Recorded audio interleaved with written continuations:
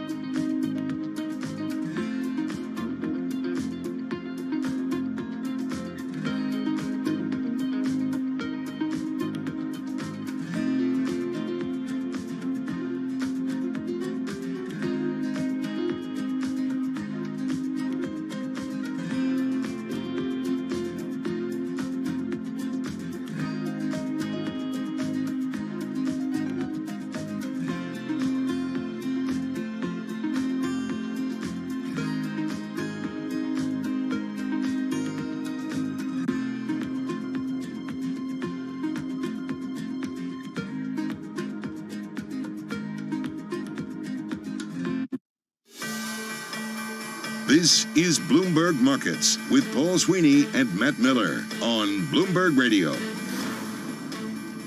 All right, Matt Miller, Paul Sweeney here in the Bloomberg Interactive Broker Studio. We kind of got a mixed tape out there.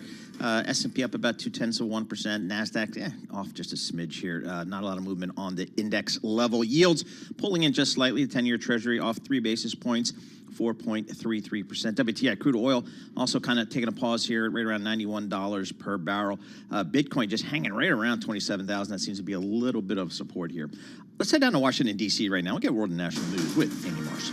Thank you, Paul. A deadline is approaching in the strike by the United Auto Workers Union. The UAW planned a Facebook Live event for Friday morning. Sources say it'll likely discuss whether more plants are going to join the strike. More on this now. Bloomberg's Oliver Crook. There has been no concrete motion forward. We know that we have a deadline from the union Friday noon. They need a substantive offer by then. Otherwise, they're going to expand the strike. We don't know if that means slightly or that means bringing the big three to paralysis. All of the options are on the table. That has been their strategy from the beginning. Bloomberg's Oliver Crook there. Representatives for General Motors, Ford, and Stellantis said bargaining has continued since yesterday. More than 24 countries have sent representatives to speak at the International Court of Justice in the Netherlands, the UN's highest court, on behalf of Ukraine. Alan Kessel, Canada's legal advisor to the Department of Global Affairs, stood before the court at The Hague, offering oral arguments as to why the court should not only intervene, but discredit Russia's claims that it invaded to prevent the genocide of Russian-speaking people in Ukraine. Canada and the Netherlands recall the profound consequences of Russia's illegal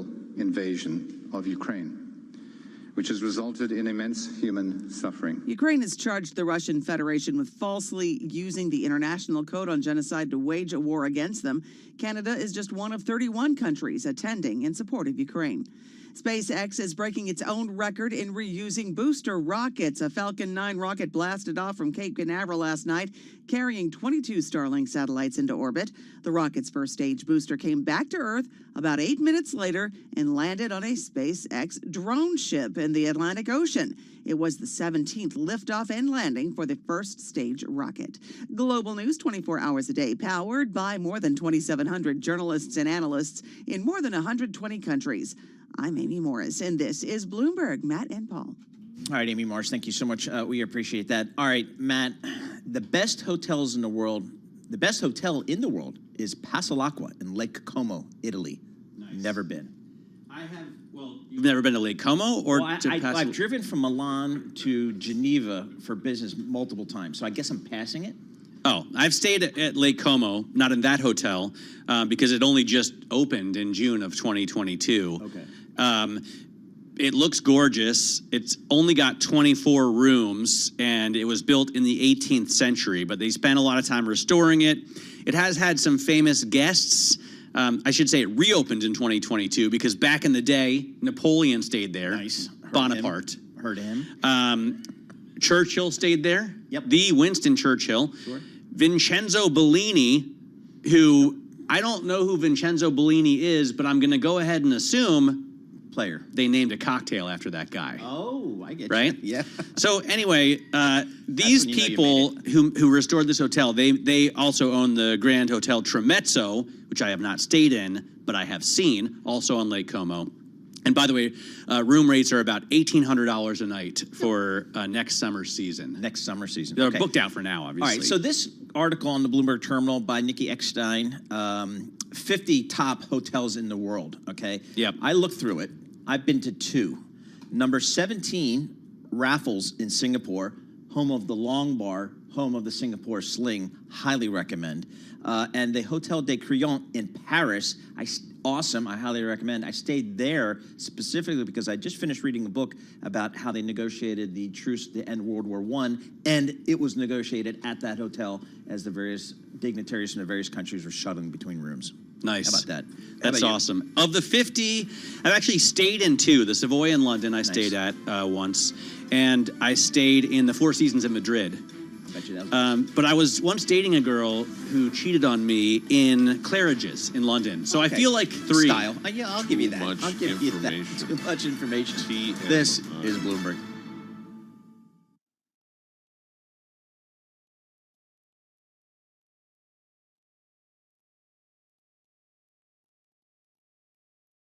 This is Bloomberg Markets with Paul Sweeney and Matt Miller. We got a lot of green on the screen here, but the volume is light. We constantly underestimate the strength of the U.S. consumer. This is a market that's much more optimistic or bullish than maybe the central bankers are. Breaking market news and insight from Bloomberg experts. There's still some concern out there in the market that there is room for things to deteriorate a little bit more than what they're indicating. As small and medium-sized businesses struggle, they don't present as much competition. The supply chain has still got dislocations globally and here in the U.S. This is Bloomberg Markets with Paul Sweeney and Matt Miller on Bloomberg Radio.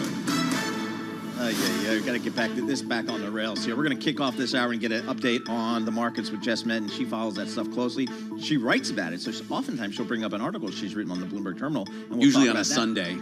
A story she put out on a Sunday. I write during the weeks too, guys. In between, football downs, I'll read some of her work. We're also going to check in with Ira Jersey. He's chief U.S. interest rate strategist for Bloomberg Intelligence.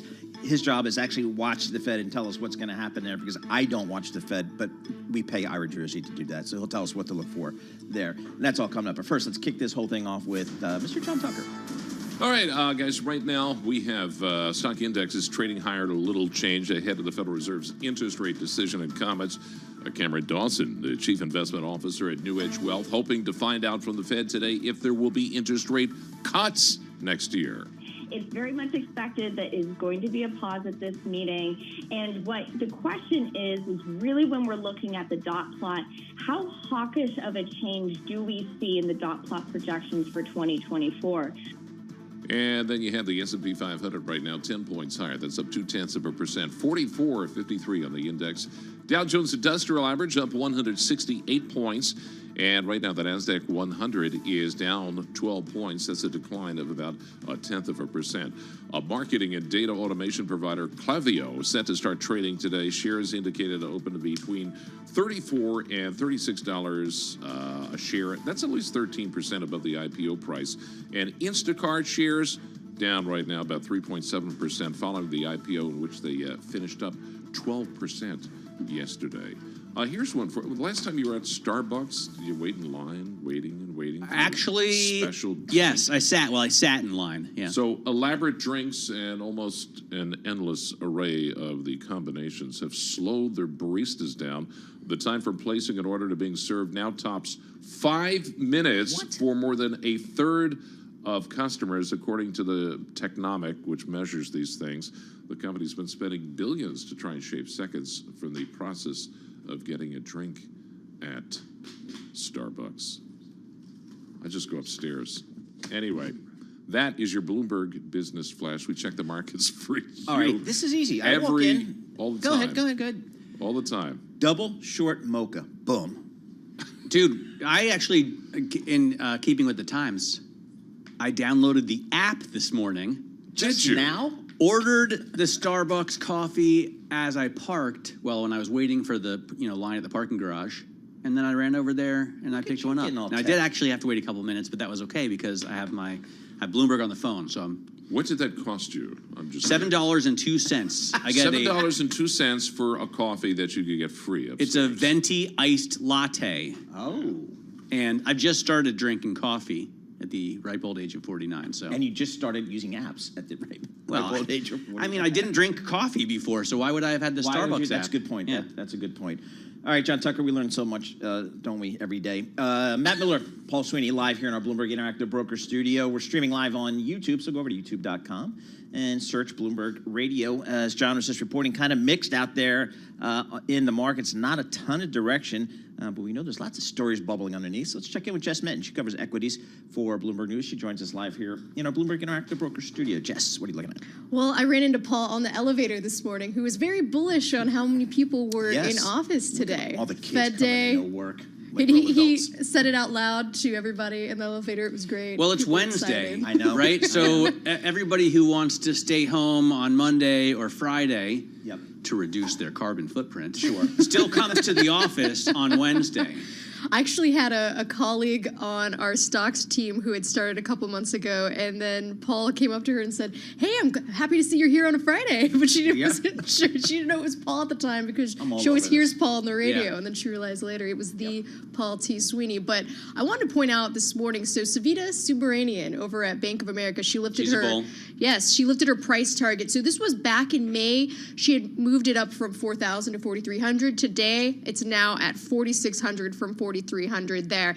And of course, y'all were mentioning how I do have these stories that I tend to run on over the weekends. So Alex Simonova and I had that one about how wrong Wall Street has been, obviously, on their calls this year, and how many people really weren't expecting to see the type of rebound that we've seen. So you did have Manish Kabra over at SocGen recently, and he boosted his target for the year end this year to 4,750 from 4,300. So really 25% of his original call from 3,800 there. But you are seeing more and more strategists moving there, like Piper Sandler, obviously BNP, but you have had Savita sort of kind of leading the charge there. But again, when you're looking at where the S&P 500 is trading right now, around 4450, it's actually closing high last year on January 3rd of 2022 was 4796 roughly. So you still have... Our analysts were wrong last year too. Oh, absolutely, right? Yes. I mean, every year do you write a story on how wrong Wall Street was about well, in the middle of 2020, the spread differential was so different because that was actually one of the rightest margins in recent years just because of what happened with COVID, and so few people saw that bear market as far as what we were ended up being so short. So the summer of that one, that was when analysts really had to kind of come to grips even more so with those targets. But now you're seeing a lot of strategists pushing out some of those more pessimistic calls. You know, it brings up something that I had Andrew Sliman on the other day from Morgan Stanley, and he said one of the factors that will drive stocks, he's arguing for a fourth quarter rally, is more exposure. Too many people are underweight stocks. Do you see that? Or, I mean, who's underweight stocks at this point? Well, it's kind of similar to more so when I was speaking with y'all. I think it was yesterday when I was talking about, this was actually some separate Bank of America data from Jill Carey Hall, but it was mutual funds that had been really underweight, more cyclically oriented corners of the market. So when we saw more of these inflows, especially in this last week, especially in financials, it's been more geared toward not as much banks and regionals, but some of those fintech and credit card issuers. So it's more kind of like, where are you looking? If it's more hedge fund related, mutual fund related, and then also on the retail side of Vondatrack, though, in some of their more recent flows data, some of the retail crowd hasn't been quite as bullish on sort of buying the dip there. But when you're looking at more broadly with those ETF flows, Lipper's data most recently, it was close to, it's a little bit over, I think, $13 billion that had gone actually back into equities in the latest week. And especially when you're looking over the past 3 months, any sort of marginal dips there, you are seeing investors in the flow money continue to come back into U.S. stocks. Klaviyo, another IPO. It's Klaviyo, by the way. Klaviyo. I wanted to correct John Tucker earlier, and someone corrected me this morning. Klaviyo. And I mean, I don't know how much it matters because no one even knows what they do. They're like some kind of software as a service for back-end ATPs or something, and God knows. But apparently Klaviyo.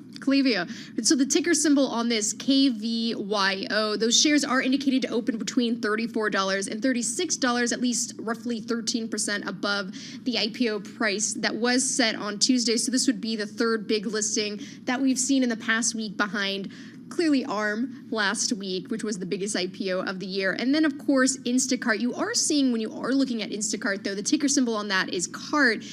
Its debut rally is fizzling out. So the stock was gone. Right, exactly. Yeah. So it's already down roughly 4%. And then also, it already showed those signs of fading yesterday. So it closed about 12% higher than that $30 per share IPO price. But it did have that initial jump of as much as 43% yesterday. And ARM also a big disappointment. Yeah, but I mean, if you got the syndicate and then flipped it right away in the market, you're a happy camper. Right. But if you're like if you're holding it still, you're barely above water. And the same is true with ARM, right? It went out at, 51? Right. And is right now trading at 53.23. So these IPOs have been disappointing. They have been. So it'll be interesting to see just exactly how this one ends up closing today and obviously what that means in days ahead. And then, of course, FedEx after the closing bell. So not just the Federal Reserve today, but they're going to be reporting earnings results. So that stock's up about 70.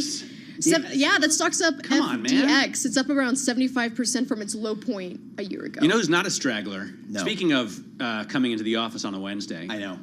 I mean, our jaws absolutely dropped. I know. When we saw Ira Jersey, our chief U.S. rate strategist, typically ensconced in his soccer-filled basement, you know, where are the suspenders? come into the office. I didn't wear my suspenders today. How did you even get here today? Well, how did I get here? Well, a car to a train to a subway, you know, and then a couple of steps across the street. So much easier to go to the man cave, the soccer cave. I mean, I'm with you, dude. What's your carbon footprint just for today alone? I don't know. It's all electric. Aren't all the trains now electric? No, I don't know. I have no idea. That doesn't. All right, Ira, big day today. Guys like you do this for a living. You look at the treasury markets all day, every day. Dude, and also yesterday, where were we? 436 on the 10-year? Yeah, we've been testing that 436-ish level on the 10-year. We've been hovering there for, a couple of days now, and this is kind of the second test of that level. 435 was the yield high in late 2022, right? So I would say in general, we're basically retesting those yield highs in 10s. But we broke through it. 15, 16-year high on 10s, on 5s, on 2s? Yeah, I'm not. It's a basis point, right? So it's like barely a bit offer. So I only care about the superlatives, Ira. Yeah. But I think part of the issue is, one of the reasons why we're hovering around here is just the idea that we're not going to have a landing at all, right? Like, I know, there's some investors who still think, and certainly Anna Wong and the Bloomberg Economics team thinks that we're going to have a recession in early 2024, and certainly that's not out of the question. But there's a huge swath of investors who don't believe that that's the case, and that's one of the reasons why you have 5-year yields, 10-year yields have sold off so much, and why they're hovering again at the yield highs that we've seen. Now that can change obviously very quickly, just like we saw it, yields sell off 30, 40, 50 basis points. You could certainly see them rally back significantly if we do get that slowdown. But the market's being somewhat optimistic about the economy right now. I wanted to ask you about what we're seeing with the positioning data. So the CFTZ positioning, when you're looking at the speculative nature in futures, specifically toward the bond market in the 10-year, because typically investors are placing basically those bets on the bond market with the extremes that also expectations that yields would end up rising. But I'm wondering if such extremes are happening, would it end up having the inverse effect on yields, and then eventually we might see yields actually end up coming lower? So you have a couple of pieces to that question. So in general, yeah. So one of the reasons we look at speculative positions in futures is because generally those are quote unquote weaker hands, or people who will get out of their positions very quickly if the market goes against them. So you can have a massive short covering rally, for example, in futures. But there's other things going on in the futures market right now that are much more technical. So there's people trade the cash treasury against the future, and when you do that, your risk is zero, right, or near zero. And the reason you do that is because there's oddities in the funding markets and what's going on in the repo market and stuff like that. I won't bore you, but there's a book out there called The Bond Basis. Deep in the weeds. It is, but it's one of the reasons why you can't only look at like the derivative side of the equation in this case, because there is. Don't worry, we're not. Basis. Listen. I would never give investment advice, and anytime I have, I've been wrong and people have lost money. And I'm sure you don't want to give it either. But isn't this a slam dunk time to buy U.S. Treasuries? I mean, price low, yield high, and like either way, you get the return or you get capital appreciation from here. Yeah, so it really depends on what kind of investor and what time horizon you're talking about. So if you want to, certainly at 435, buying a 10-year and holding it for 10 years means you're going to make 4.35% a year, right? That's way better than what you've had the past decade, right? So for sure, there are opportunities there if you're a little bit risk averse.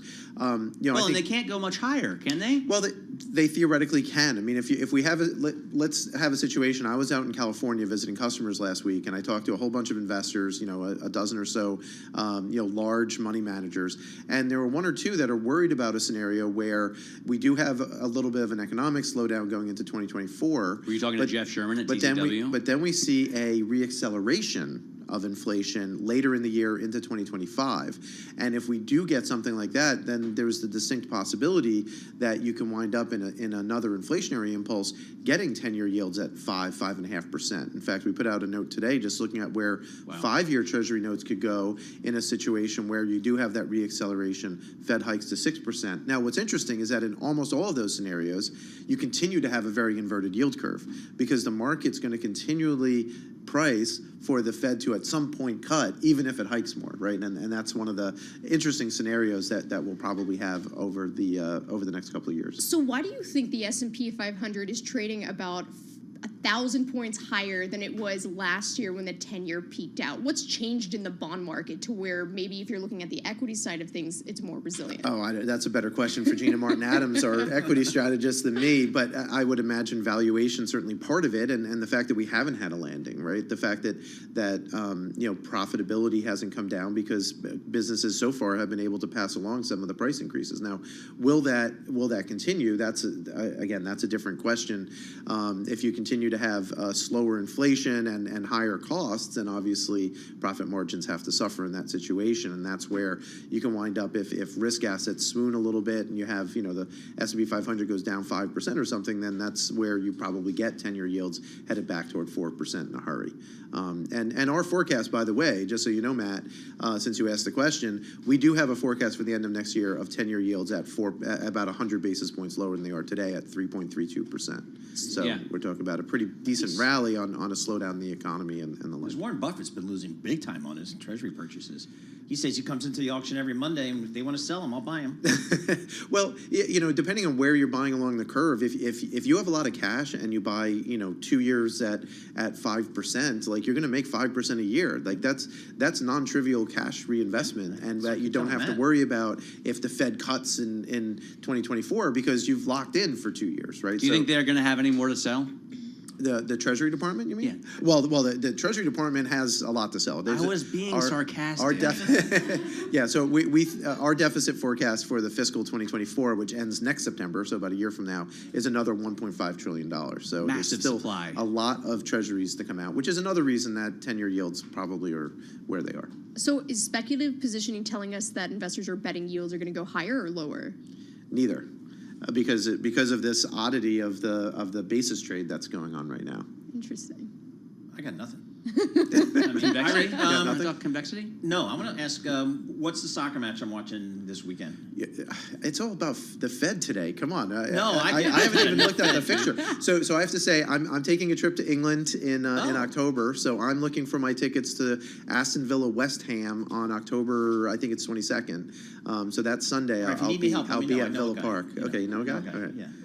All right, so he's going over there, and he's not going over there like I would do to go hang out at the Ned cocktails. I thought, isn't that why surveillance went? Aren't they? So. There's like an Arsenal Tottenham game on. Oh, that's a John Farrow derby. The North London derby was this weekend. Yeah, that's exactly. Right. This Sunday at 9 a.m. I guess Eastern. Yeah. Right. Okay, but then I can see Farrow there. He's going to be all over it. All right, Ira, thanks so much. Ira Jersey covers all the interest rate stuff for Bloomberg. And Jess Menton, thank you very much. Thank you very much for staying around. Let's get some company news right now with Lisa Mateo. Can't forget Jess. Good morning, guys. Intel CEO is plotting a comeback. Speaking at the company's annual innovation conference, Pat Gelsinger made the case that Intel's technology will be vital to AI computing. Bloomberg's Ed Ludlow has more.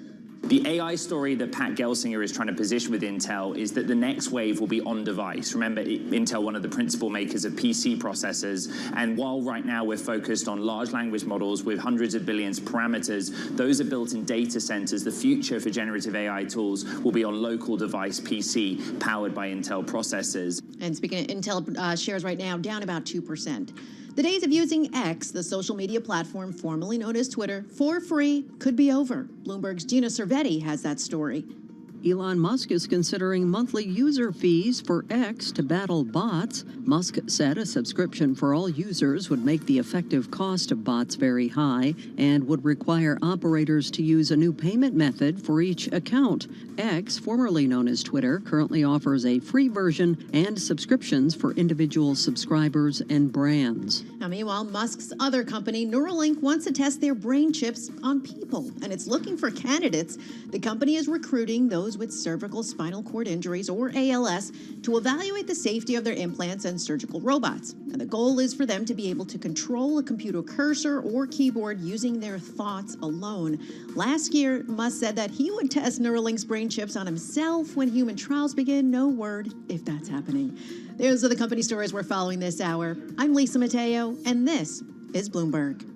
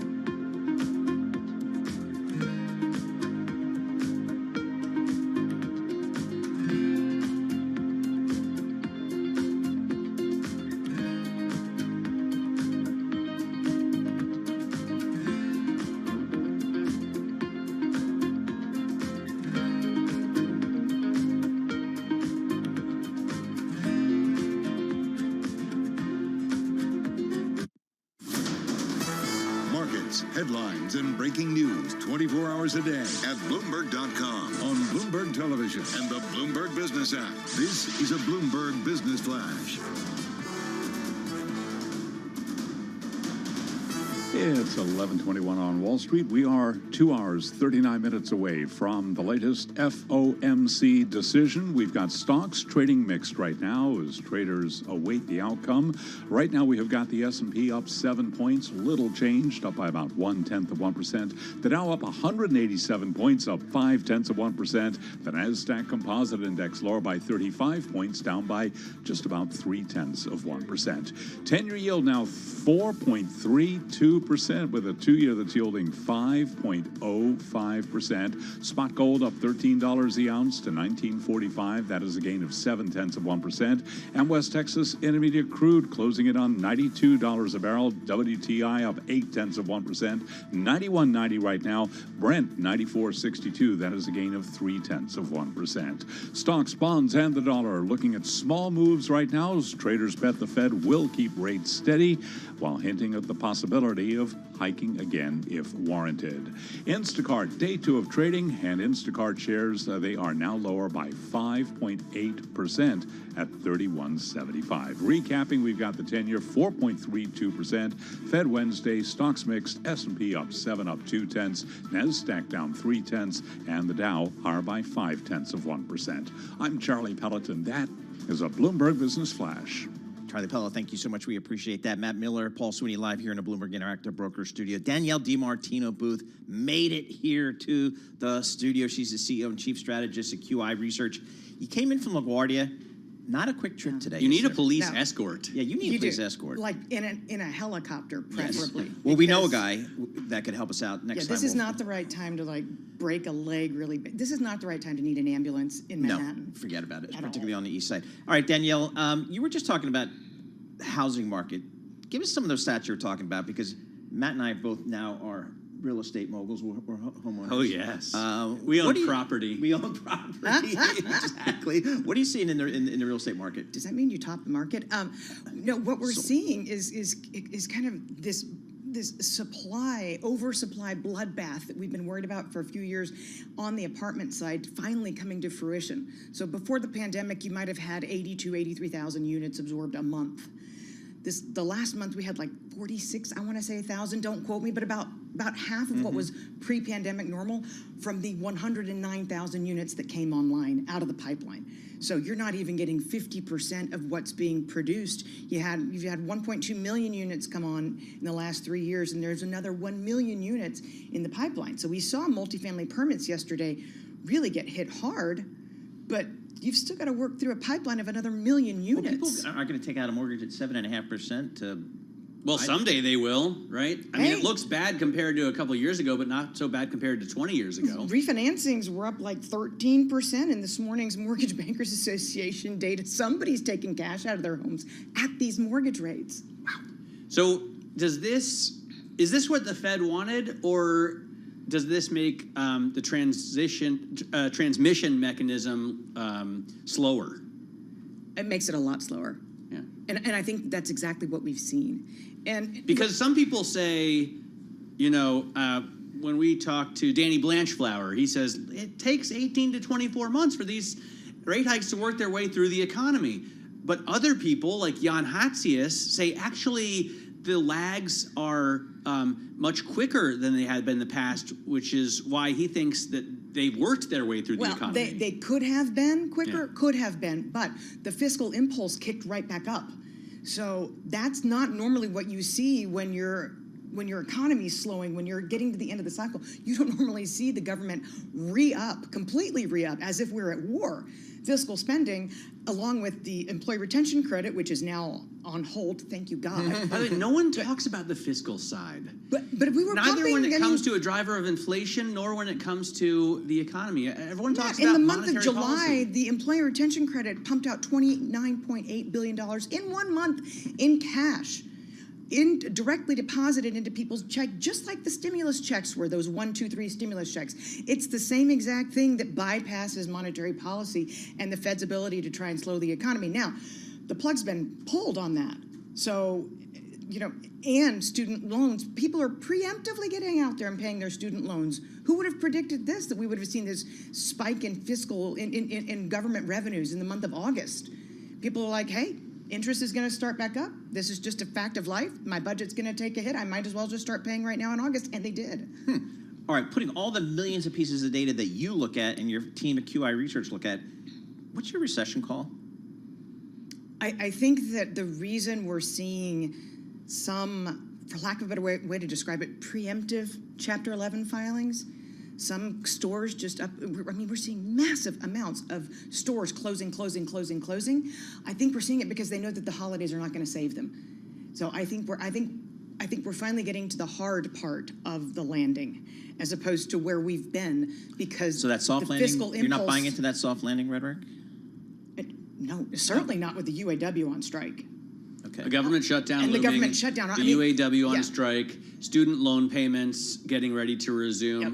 I've got a whole list. I don't have it up right now. Gas but I'll prices try and, as high as they are. People are substituting out things. Credit card debt rising. Credit card delinquencies rising. Auto loan delinquencies rising. And where is it? It's in that sweet spot. The 30 to 39-year-old who has the biggest student loan payment. That's where you're seeing credit card delinquencies the highest, according to New York Fed data. Same thing with auto loan delinquencies, the highest. Auto Finance Weekly, it's kind of a trade weekly. They said that repossessions this year are tracking at 2 million for the year. And repossessions right now are just a factor of how many cars per day can the repo men get. There's literally... it's capacity constrained. I have Danielle DiMartino, Booth fan, who always writes in when you're on. He has sent me like 8 questions so far, but I'll just pose one, which I think is really interesting. Do you fear the ho-hum data is lulling investors into lazy risk adding, which makes sense to me? I do, especially because you have to understand that going into the great financial crisis, we didn't have like $1 trillion+ fixed income exchange traded fund universe. But now we do. So the structure of the financial system has changed, and what we see reflected in kind of high yield spreads, and that's where you're like, danger, danger. We're not seeing it reflected in spreads because of the ETF structure. So you're just seeing spreads reflect inflows and redemptions from these gigantic fixed income ETFs and the super liquid names that trade when there's redemptions and when there's inflows. So you don't see the 90% of the garbage that's trading by appointment only reflected in spreads. So that gives investors, I think, another this air of confidence that they should not have.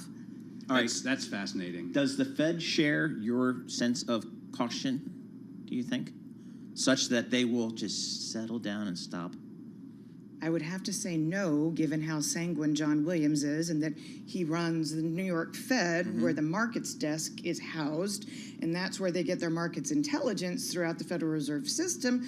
So I would have to say absolutely not. So when's the cliff risk here? Is it when unemployment jumps? Is it when we don't get a great holiday shopping season? Is it I think it's both of those things. Remember, yellow trucking had severance. Okay, so we didn't see that 30,000 hit. That's the trucking bankruptcy initial where a jobless ton of people claims. lost jobs. 30,000 people lost their jobs, but we didn't see that hit because of severance. So we've only got 3 states left that don't have rising continuing jobless claims: Oklahoma, Kansas, and Alaska. That's it. We had 0 states with rising continuing jobless claims last September. Now we have 47 out of the 51. 47. So you think the Fed should not stop raising rates, or should they actually cut rates? I don't think we're necessarily at the juncture of cutting rates. But even when we get there in 2024, keep shrinking the balance sheet. And is the Fed doing that? Oh, yeah. Okay. It slowed a We're little down to bit. $7.5 trillion now from $8.5 It trillion. did. It slowed a little bit during the debt ceiling showdown, which was very clever. Fed space BAL go. Okay. FED space BAL go on the Bloomberg terminal. But what are you not going to hear asked at the press conference today? Nobody's going to ask him about the balance sheet. It's like the press is gagged. It's Why is that? Incredible. Because Neil Grossman comes in here, he calls it QD, quantitative drip. Well, again, but the first time they tried QT, they were trying to empty out a lake. Now, every central bank in the world jumped in after the pandemic, so now QT is working where they're trying to empty out an ocean.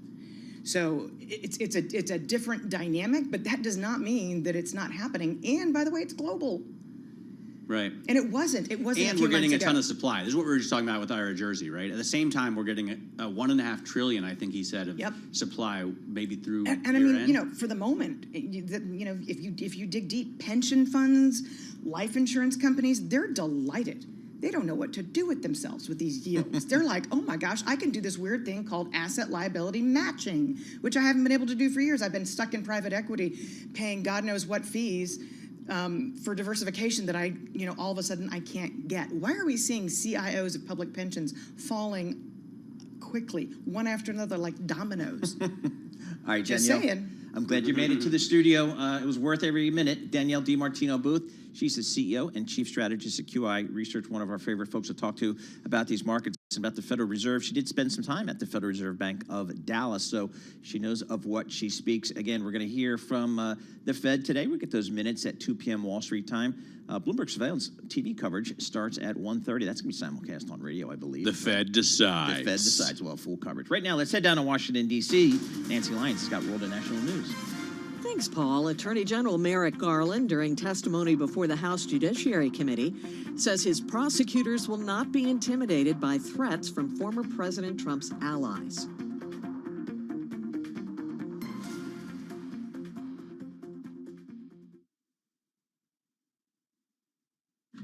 Garland says prosecutors in his department will do their jobs free from outside interference. House Republicans have accused Garland of interfering with the special counsel's investigation of Hunter Biden, President Biden's son. Ukrainian President Volodymyr Zelensky is urging former President Trump to share his peace plan on how to end Russia's war on Ukraine. Trump has claimed if elected president, he would cut a deal to end the war within 24 hours. In an interview with CNN, Zelensky says Trump's plan would likely benefit Russia, not Ukraine. The idea is how to take the part of our territory and to give Putin. And that is not the peace formula. Zelensky's next stop will be Washington, where he's scheduled to meet with President Biden, as well as pitch for more aid among members of Congress. Well, Congress is now 10 days from a government shutdown, and House Speaker Kevin McCarthy's latest plan to avoid one seems to have fallen by the wayside. Bloomberg Government's Jonathan Tamari covers Congress in Washington and says the prospects for a deal look pretty grim.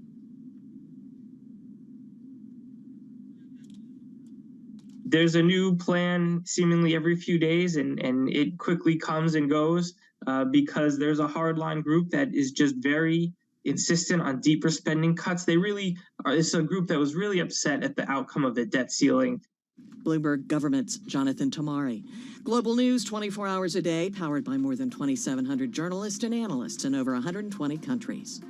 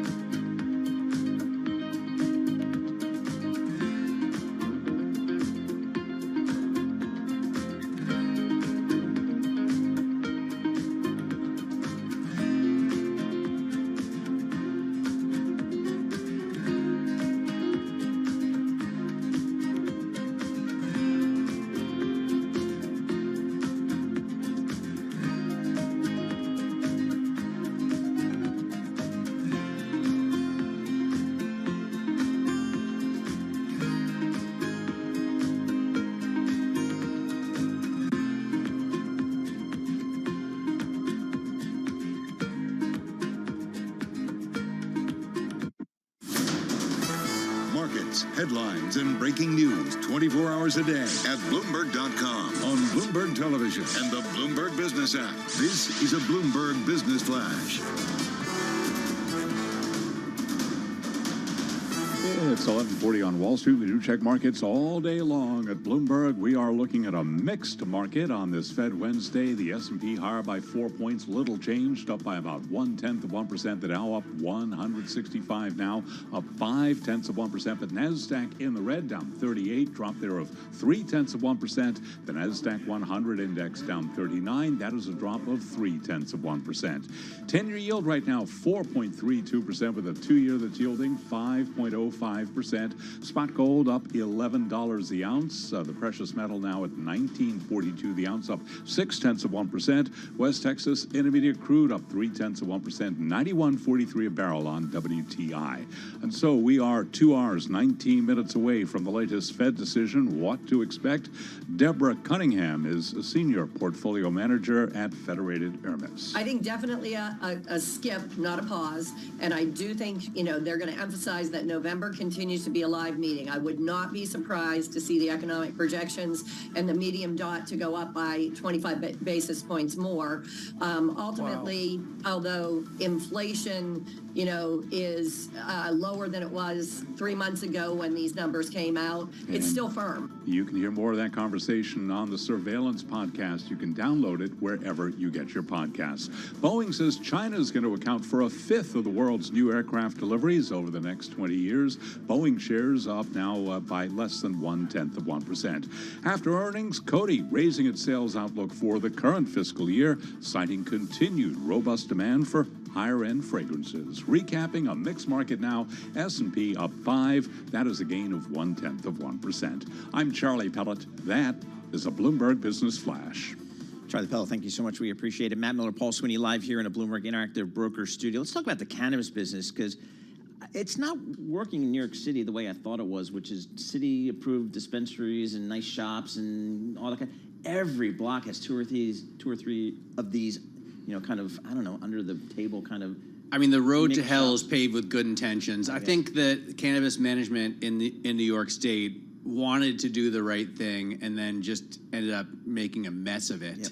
Because there's only a few legal, there's only a few licensed dispensaries around here, but you can't get any of the products that everybody wants.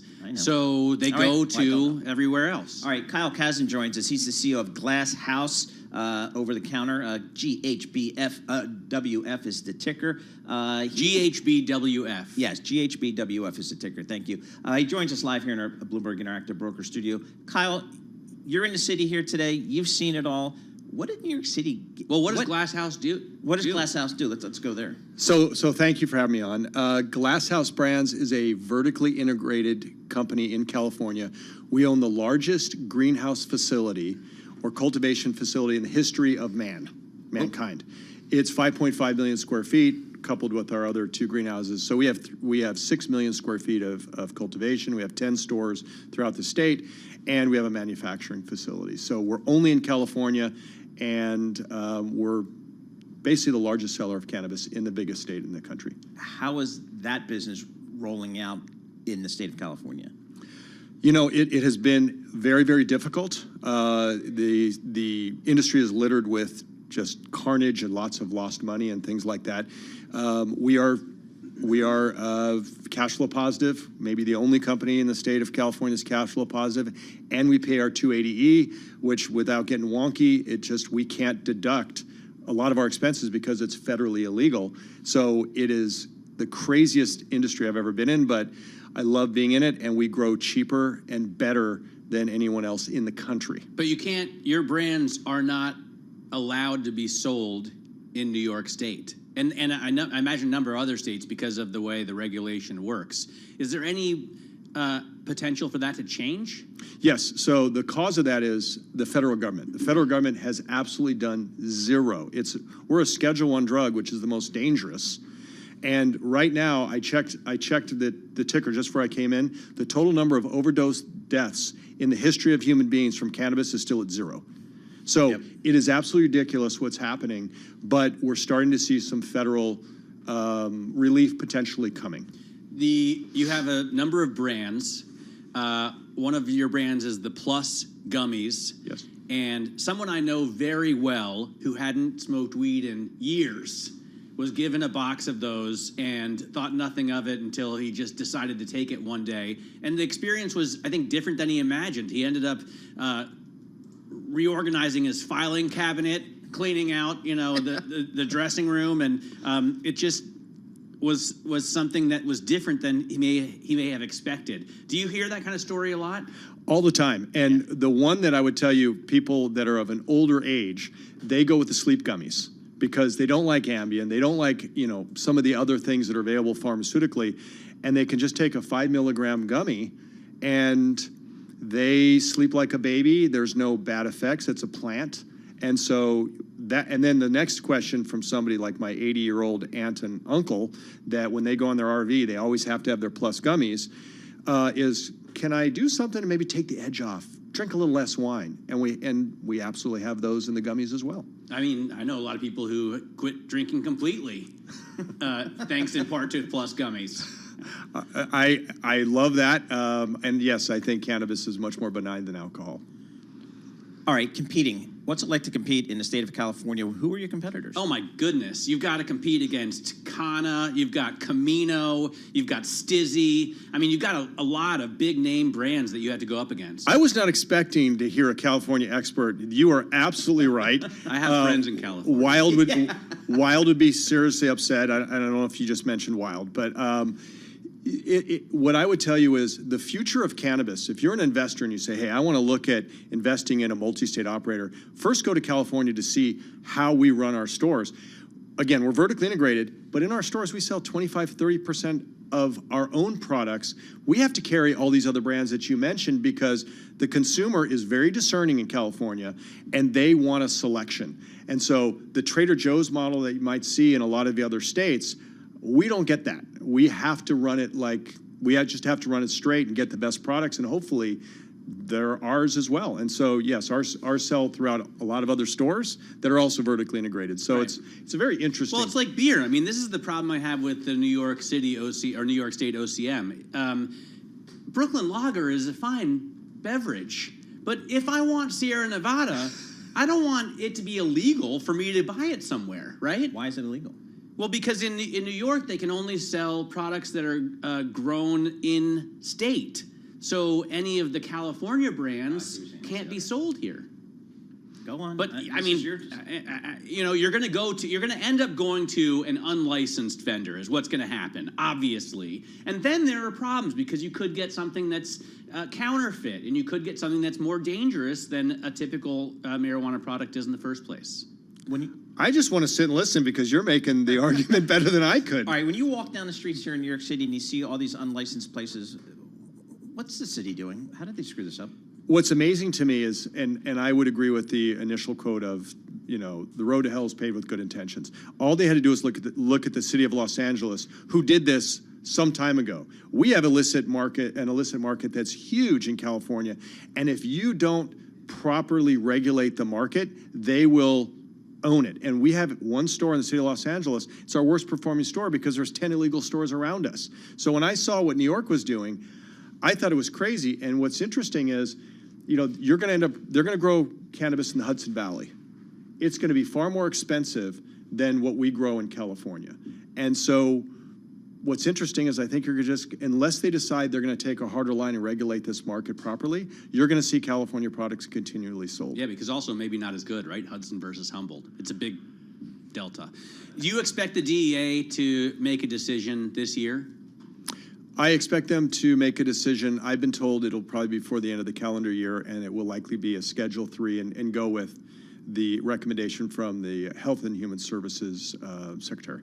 All right, Kyle, I wish we had a lot more time, a lot more to talk about. I also want to talk about the real estate biz in Southern California, so we'll get in touch with you again. And, of course, next time you're in New York, let us know. Kyle Kazan, he's the CEO of Glass House, talking about the cannabis industry. More and more states are going there, but some more successfully than others. S&P 500 up about 0.2%. Dow up 0.5%. We'll take that.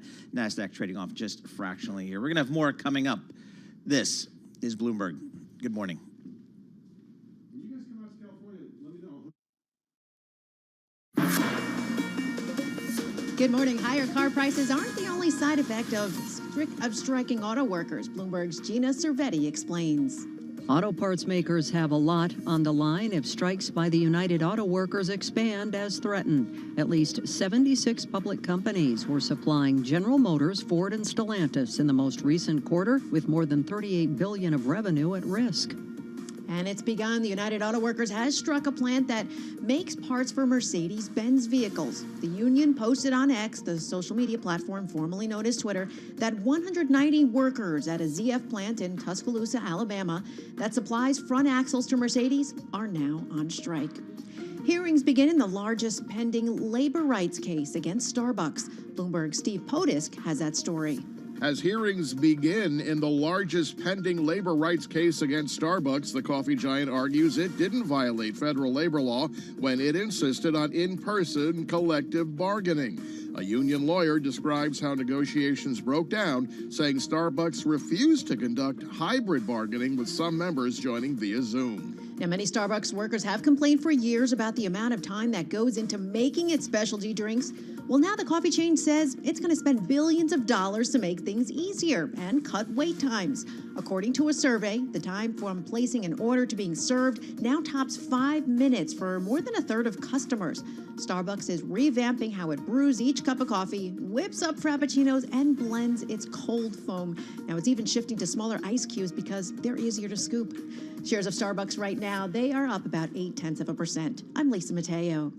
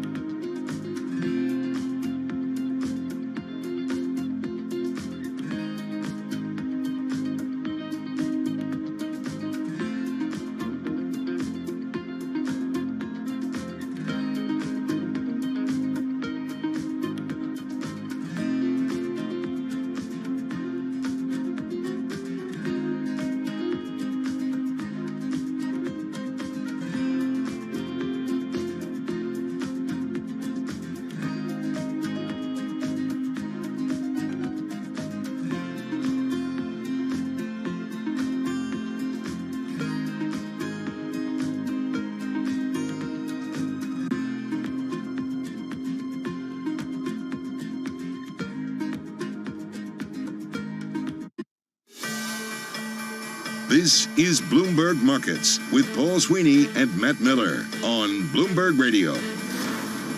Got that right. Matt Miller, Paul Sweeney, live here in the Bloomberg Interactive Broker Studio, looking at the indexes. The Dow is the only one posted a move here, up about 0.5%, 195 points.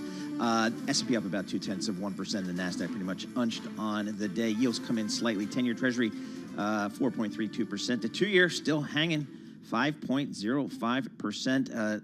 WTI crude oil takes a pause here and the big run up it's had over the last several weeks. So anyway, we'll keep an eye on that one as well. Right now, let's head down to Washington, D.C. We're getting world and national news with Nancy Lyons.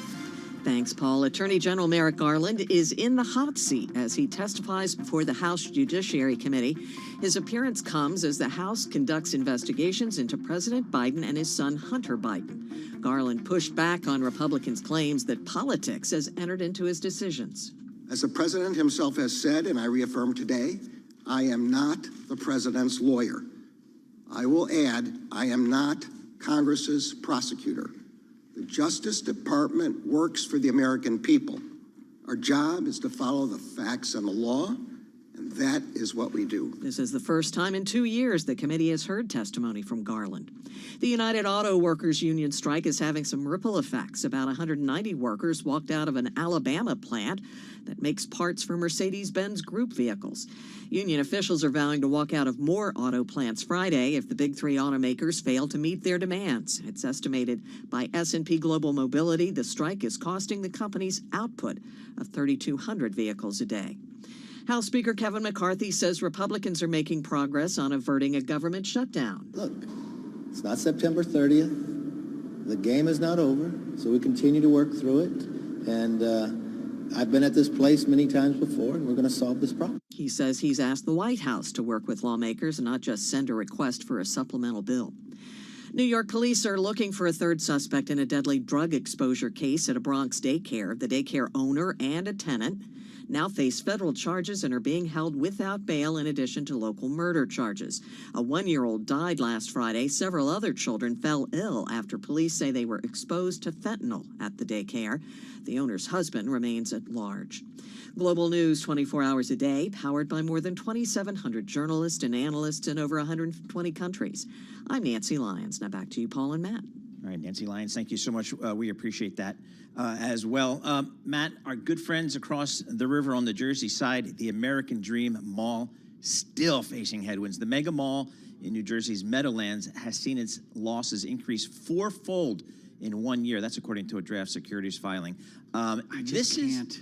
It's a head scratcher to me because, well, we've never been there. We've never been there. But I want to go there. And then you hear about they have an amusement park. They have a water park. They have slope, indoors ski slope. Tim Stenevec said he takes his kid there. Really? Because kids ski for free. Really? And like, if you want to teach your kid to ski, sounds like an awesome place. Yep. So all this sounds great. The two problems that I see are, A, we've never actually been there. Right. And B, expenses are skyrocketing. Yep. What are they spending so much money on? Expenses doubled last year to $428 million. Yep.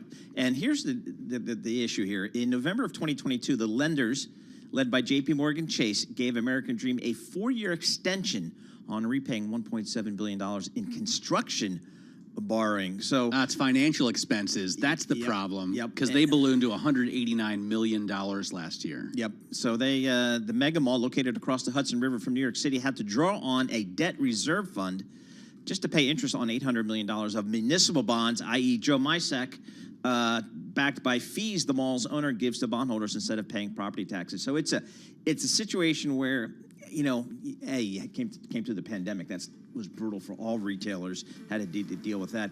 But it's just a tough concept, I think, being a lifelong New Jersey resident. It's a tough concept given its location. But you haven't gone there. Carol Masters never gone there. Both of you love and are proud of being from New Jersey. We are. And you still haven't. I feel like it's almost a patriotic duty of yours to go to the American Dream Mall. All right, Anthony from Sparta, you know, Colin of the Twins, we're doing a remote. That's how it's going to happen. This is Bloomberg.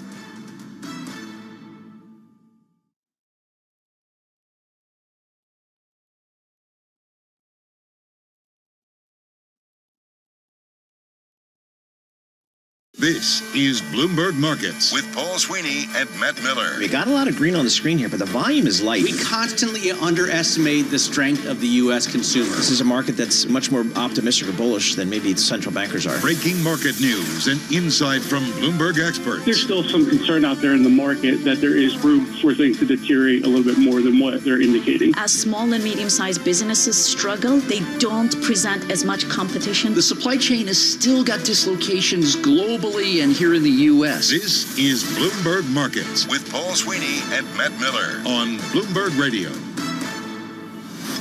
All right, coming up in this hour, we're going to check in with Selma Hepp, chief economist at CoreLogic, to get her thoughts on this real estate business. Then Ian Sim is going to join us. He's the CEO of Impacts Asset Management.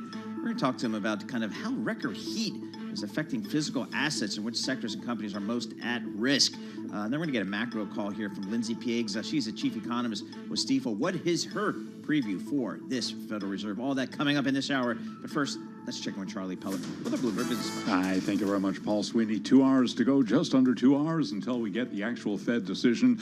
2 hours, 30 minutes away from Jay Powell's news conference. Yes, we'll have it for you live here on Bloomberg Radio, and of course, complete analysis after we get the FOMC announcement. Stocks are trading higher ahead of the 2 p.m. announcement. Right now, the S&P's up 8 to 44.52, a gain of 0.2%. Dow Jones Industrial Average up 201 points, up 0.6%. NASDAQ down 14 right now, a drop there of 0.1%. 10-year yield 4.32% with a 2-year 5.05%. Spot gold up $10.50 the ounce now to $19.42, up 0.6%. West Texas Intermediate crude oil even at $91 a barrel. Brent, the global benchmark, 93.86, down 0.5%.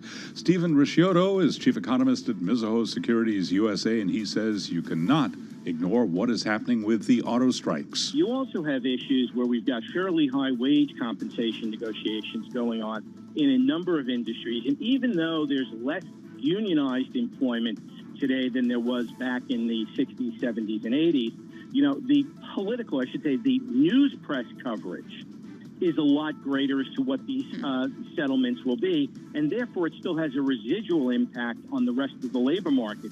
And you can hear more of that conversation on the Surveillance podcast. You can download it wherever you get your podcasts. After the close of trading today, we will be hearing from economic bellwether FedEx. Its shares trading higher of that report right now, ahead of that report. FedEx up 1.2%. Also reporting after the close of trading, KB Home, that stock up now by 1.6%. Recapping a mixed market now ahead of the Fed decision. S&P up 8, higher by 0.2%. NASDAQ lower by 0.1%. I'm Charlie Pellet. That is a Bloomberg Business Flash.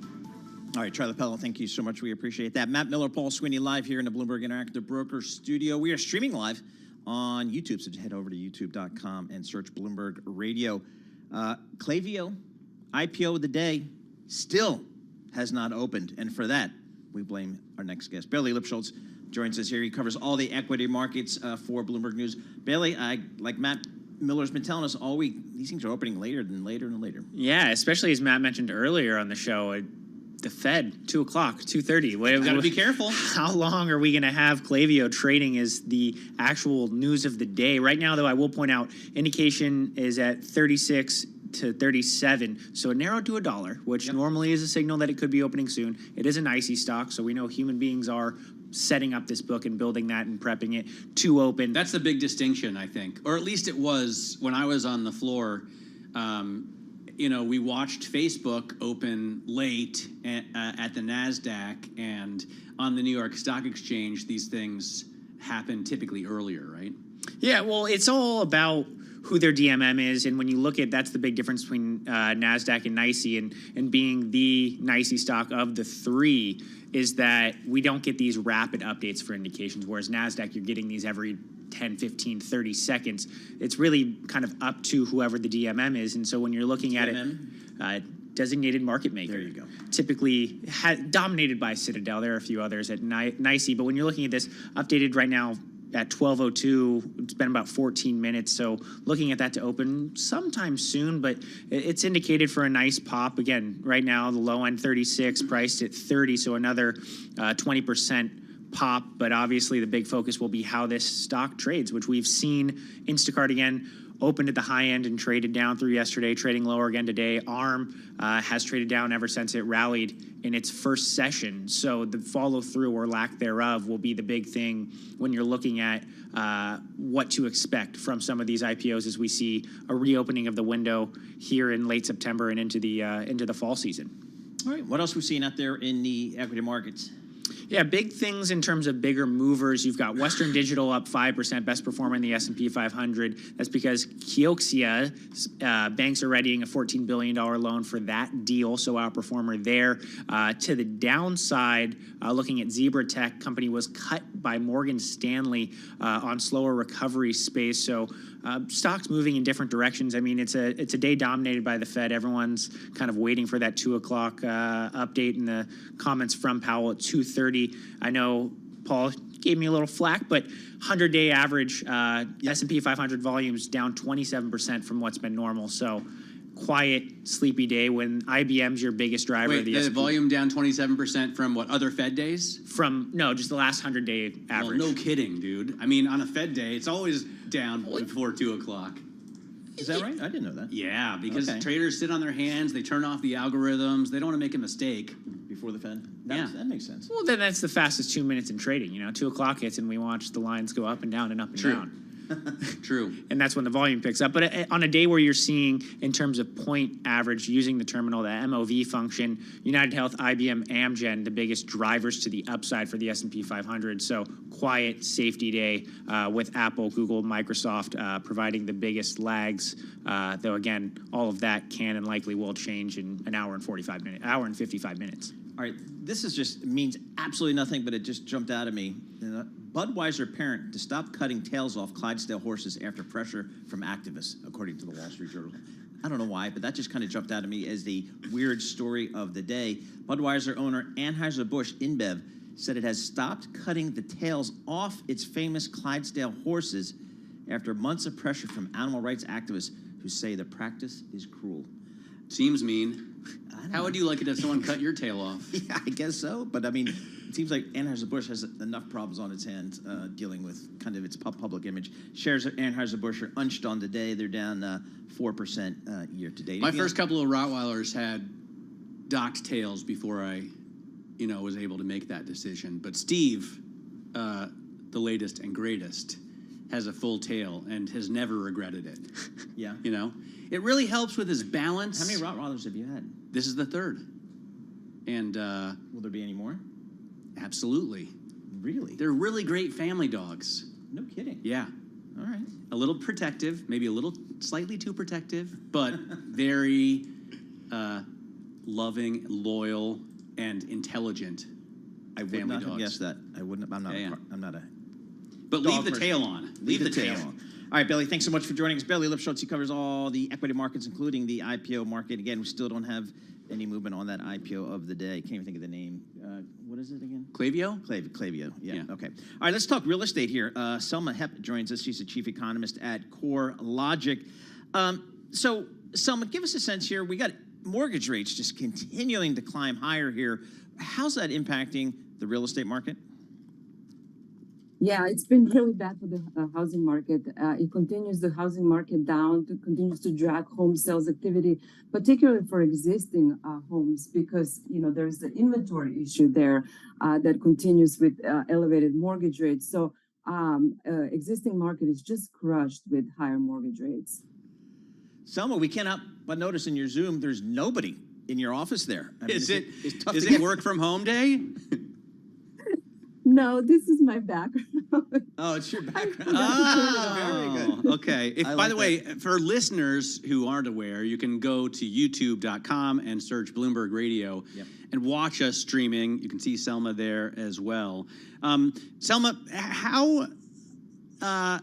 how bad is it in terms of the drop in transactions, especially with previously owned homes, and when do you expect that to change? What's going to be the breaking point? Right. So existing home sales are trending some 23% year to date compared to a year before 2022. And that decline is shrinking because home sales dropped off in latter part of last year. So because of the base effect, that is shrinking, but we are still expecting some 20% decline in existing home sales compared to 2022. Now that, historically looking, that lines up where we were in 2014. So it is pretty low.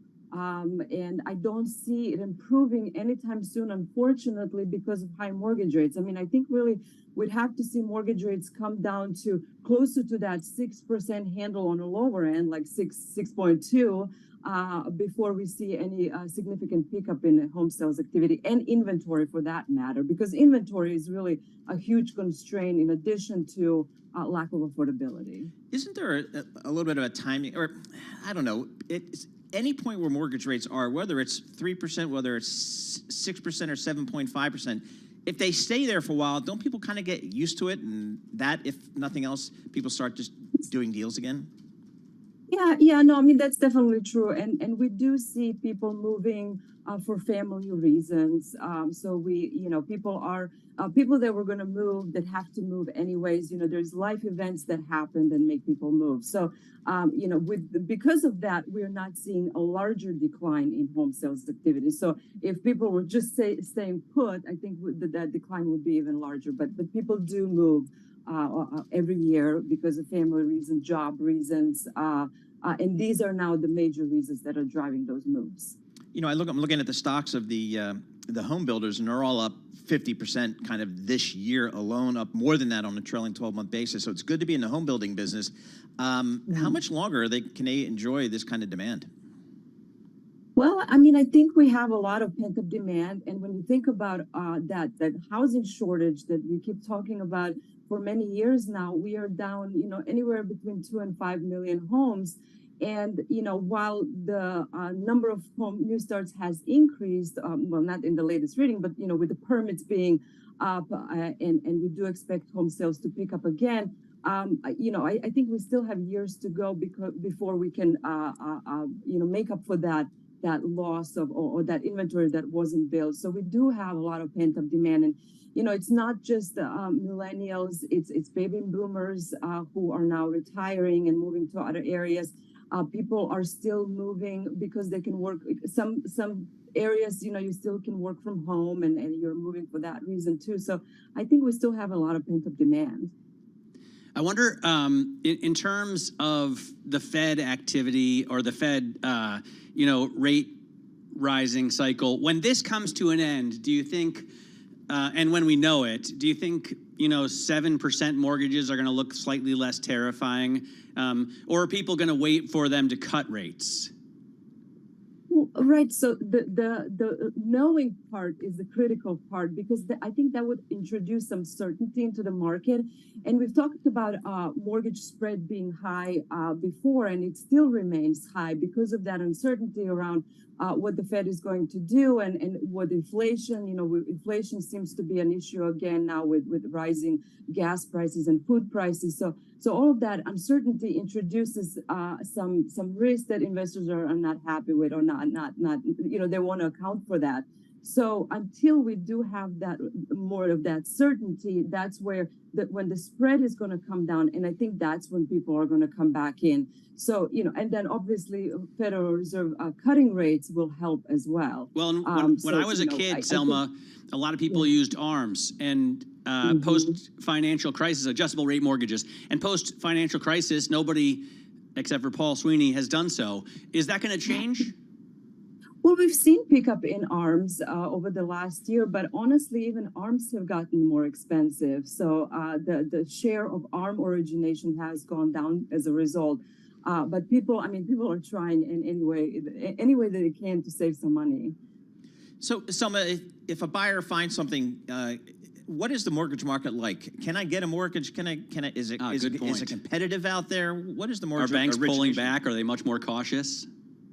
Yeah, I mean, I think there are, particularly in that jumbo market, in the markets that is anyway more uncertainty. We've had more price reductions. There's less inventory. I mean, the markets that are suffering, they suffer in terms of availability of lending. But overall, an interesting thing that I recently saw from HMDA data is just how much originations went to higher income households. So higher income households don't have as hard of a time getting a loan as much as a lower income household. So that's really the concern here, with lack of affordability, and then on top of that, you can't even get a mortgage. So what is your expectation of CoreLogic? A year from now, where do you think mortgage rates will be? Oh, my crystal ball is not working these days, but I think I'm hoping closer to 6 again. Our forecast for the end of this year is 6.7. I think by middle of next year, we could be down to that 6.2, 6.3. All right, Selma, thanks so much for joining us. Selma Heps, Chief Economist at CoreLogic, talking about the real estate biz. And you locked in, though, but you just crushed it with your mortgage. Well, I mean, I didn't crush it. I got a 3.25%. That's crushing it. We're at 7 I and think change that today. might be still the average, though. For people that are still, the current effective mortgage rate, I think, is about 3.25%. So people were getting 3, people were getting 2 3/4. Yep. Back in the day. But I'm definitely glad I got in when I did, and it makes me obviously so much more reluctant to sell my house. Right. That plus the fact that my wife would literally cut my head off if I told her we're going to move again. Exactly. But I think a lot of people are in that situation. A lot of people who even want to move, who need to downsize, who want to switch maybe for work reasons, location, are reluctant to do so because they are, in a great position and don't want to be in a worse position in terms of financing costs. Right, exactly. So, but the real estate stocks, again, just kind of ripping, all on a trailing 12-month basis. They're up, 70, 80, 90%. So it's a good time to be in the home building business. Yeah, for sure, because I guess they found the raw materials. I guess they found their labor, and they're able to make as much, Well, and they have no houses they competition needed. from what we call resale. previously owned homes. Right. Although John Tucker says used. Used homes? Yes. He's old school. All right, looking at these markets, you're right. I mean, not much happening out there. Kind of people just kind of sitting on the sidelines ahead of that Fed. So we get the statement at 2 p.m. We get the press conference at 2:30 all Eastern Well, time. you're forgetting a very important part. The most important At part. 1:30 p.m., we have our special coverage on radio and television. The Fed decides. Tom Keene and John Farrow. For me, very important because it means I get to leave early. Yes. On Fed Oh, you Decides do? days. Yeah, Nice. because I'm done with TV at 1:30. Lisa's not there today. It's just John and Tom. Okay. And then, obviously, you get the release at 2 p.m., you get the press conference at 2:30, so everyone's waiting for the dots and the summary of economic projections at 2, and then at 2:30, everyone's waiting to see how Powell handles this, in the press conference. So I'm excited. You're excited. Dots go. DOTS go. That's where you can see the dot plot for this Fed. This is Bloomberg. All right, let's get some company news right now with Lisa Mateo. Thanks, Paul. Goldman Sachs is in advanced talks to sell its Green Sky unit less than 2 years after it bought the business.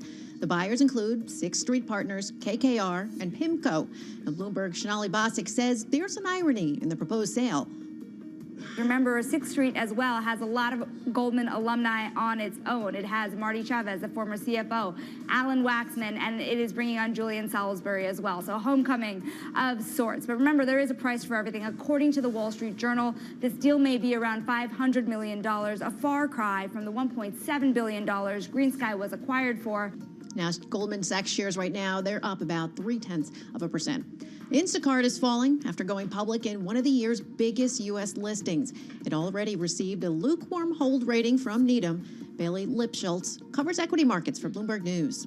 The big thing is this is an IPO priced at $30, opened to 40% above, drifted lower throughout the session on Tuesday, trading lower again today.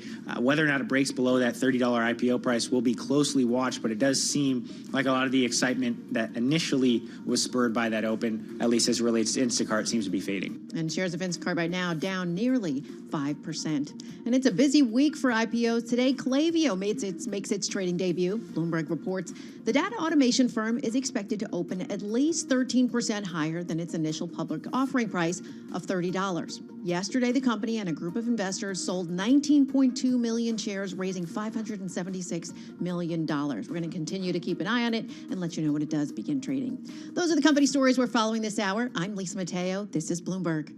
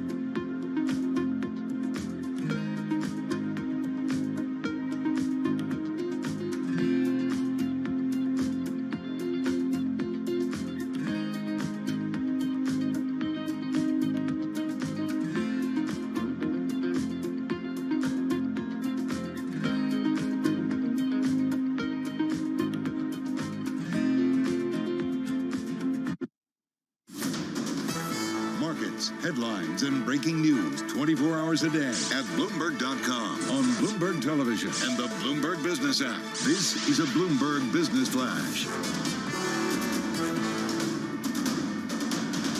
It's 12:21 on Wall Street. We do check markets all day long here at Bloomberg. We've got 1 hour, 39 minutes to go until we get the latest FOMC decision. Complete coverage coming up on Bloomberg Radio and, of course, Fed Chair Jay Powell's news conference, 2:30 Wall Street time. Here's where equity markets stand ahead of the decision. S&P up 10 points now, up by about 0.2%. Dow Jones Industrial Average up 198 points for the Dow. That is a gain now of about 0.6%. The Nasdaq Composite Index down 9 points, little change there, down less than 0.1%.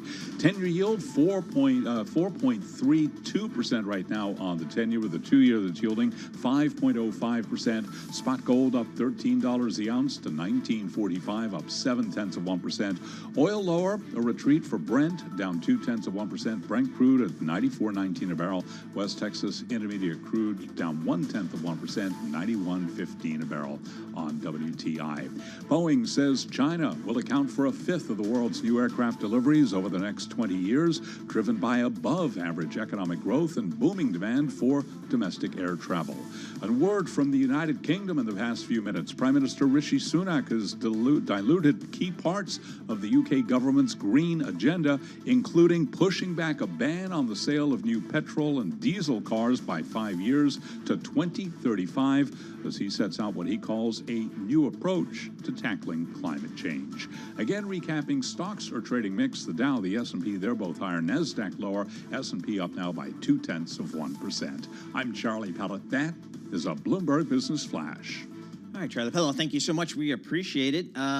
Boy, what perfect timing. UK delay ban on sale of new petrol, diesel cars until 2035, pushing it back. Our next guest probably has an opinion. So it's the worst timing. Why would they announce this during Climate Week? I don't know. That's my point. So I'm thinking, what is going on there? Ian Sim joins us. He's the CEO of Impacts Asset Management. And the reason this is relevant, Ian, what's your investment strategy at Impacts? What do you guys do? So we're investing in the transition to a more sustainable economy, which essentially is the industrial revolution around clean energy. So your UK Prime Minister during Climate Week says we're going to slow it down a little bit? Well, the UK had become an outlier in the sense of banning or announcing a ban on internal combustion engine vehicles, new sales by 2030. And just about everyone else has got that 2035. So the European Union had committed to something 5 years later. So this is just an alignment with what the rest All right, the other thing that blew me away, just from chatting earlier, like environmental investing here has lost the momentum in the United States. And I know it's way different in Europe, particularly Northern Europe, but you got $50 billion in assets under management. You're making big bets here. Yeah, so we've been going for 25 years since I started the business in 1998. Awesome. And we're running money for about 100 institutional investors around the world, including many in the US. So actually, this is not about environmental investing. This is the industrial revolution around renewable energy, around energy efficiency, around electric vehicles. These are producing better products for consumers, cheaper products. And this is good for everybody. Talk to us about like what might be a couple of the big areas where you guys have invested in. Give us a sense of kind of how that works for you. And I mean, to sort of build on the idea that this is a revolution, we were talking a little bit earlier with someone who's invested in battery technology, and he told us this is like the shift from whale oil to petrocarbons. Like, it's that big of a deal. Yeah, I mean, solar power has come down in cost by 95% over the last 20 years. It's cheaper than... As has the price per kilowatt hour for batteries. Yeah. Precisely, yeah. So that means that you can get cheaper transportation, cheaper electrons when you plug a device into the grid. So what are we investing in? Well, we're investing in large-scale wind projects. We're investing in buildings energy efficiency projects. If you just take the average office building, you can typically reduce the energy use by 30% just by putting in a better building management system, better software, better sensors. So these are global opportunities, massive markets. Well, and I think it's nice that you highlight the office investment case, because Paul and I, we talk about us a lot, right? We like to talk about ourselves. But this isn't about as much consumer adoption as it is CapEx. At least that's what corporate CapEx, that's what Jeff Chamberlain was telling us. He's the CEO of Volta Energy Technologies, used to run Argonne National Laboratory. And he said that's why he got into this business, because you're going to see large multinational conglomerates really shifting spend into this transition. Yeah, I mean, this essentially is a game around stranded assets or avoiding them, because if you're an auto manufacturer and you've got a plant that's producing thousands of vehicles a year with internal combustion engines, then by 2035, you're not going to have a market in Europe. So you need to pivot that manufacturing process to an electric vehicle process, and that's not easy. So this is where the investment capital comes in, because what we're trying to do is find the companies that are going to be winners over the next 5 to 10 years. And those are companies that have got strategies that are going to be successful in the 2030s. Which are the most exciting ones? I mean, I love cars, so I always think of battery electric vehicles, but you could tell me, like, new HVAC systems are even more important. I would have no idea.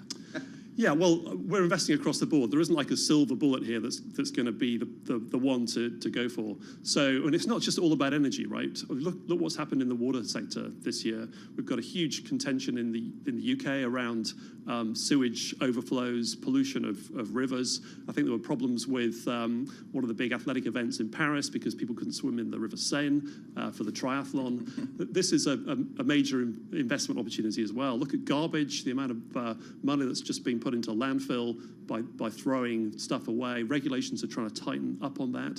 So there's new regulations in France now that are requiring developers, buildings owners to guarantee the use of certain levels of recycled product and also guarantee the removal of waste when they're doing construction. Wow. Yeah. So what are some of the where are the new ideas coming from to manage this transition? Are there certain parts of the world that you find the companies are kind of sprouting up? One of the reasons we opened an office in Hong Kong in 2008 was because we could see that a lot of the technology around this revolution was going to come out of the Asian region. So we built a very smart investment team in Hong Kong. We've just added some capability in Tokyo as well. So that sort of access from Singapore up to Tokyo via Hong Kong, Greater China, Korea, Japan, that's where a lot of this is coming from. But it's not just an Asian story. There's great technology coming out of the labs in the US as out of Europe as well. And your assets under management are big. I don't know if we said or not, but $50 billion, right? Dollars. Right. What's the trajectory like? Is it growing, and where is that money coming from? So it's been growing rapidly recently. It's been plateaued for the last 12 months or so because we're in quite a fragile market for equity investing in general. So what I've been talking about are the fabulous opportunities in this industrial revolution, but we can't get away from the fact that equity market sentiment is quite weak at the moment. So that's meant that our flows are fairly flat right now. So looking ahead 18 months, 2 years, we're expecting that to pick up again. But we've got distribution now, sales to clients across the world, 100 sales and marketing people.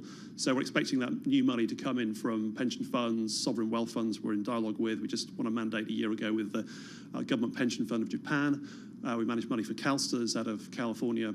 But also the man and woman in the street are really starting to vote with their checkbooks through their money managers in favor of these new industries. So there's a lot of private wealth money coming our way. I think it's interesting that growth in assets has been flat, considering we got, over the last 12 months, the IRA in that period, right? You're starting to see governments put not just millions or billions, but hundreds of millions, approaching trillions of dollars behind this transition. Isn't that like the whistle to get on board? Yeah, so the Inflation Reduction Act in the US, the Green Deal in Europe, and similar policies out of China are really propelling corporate investment. That's great for earnings outlook over the next few years, but we can't get away from the fact that multiples in the equity market are depressed because sentiment is weak as inflation has come through and central banks have been raising rates. But as rates start to plateau and inflation's under control, we can definitely see sentiment improving for equities, and that should be fabulous for growth at a reasonable price, transition to a more sustainable economy when that sentiment improves, right? We have a guest that comes on occasionally when he's in town. His focus is not necessarily new technology. His focus is just kind of capturing the energy that's lost, even like fossil fuels. You know, he's got some crazy number. You know, the amount of energy that's lost when you take a barrel of oil out of the ground and it gets into whatever. It's Jonathan Maxwell, right, from Sustainable Development Capital. Yeah. He also wrote the book The Edge: How Competition for Resources is Pushing the World and Its Climate to the Brink. Yep. And what so we can do about it. how do you guys think about that little part, or not little part, but that part of the whole move towards green industrial revolution? Well, that's capturing money, waste, I guess. Is right. I mean, that's just money that's sort of lying on the sidewalk to be picked up. It's an absolute no-brainer to invest in energy efficiency. The payback periods for many of the things that we're investing in that space are 2-3 years. And the only reason that they're not at scale is because they're quite often very fragmented. So that's where our insights come in as analysts around the world, is looking for these opportunities that can scale quite quickly with the right capital support. Interesting.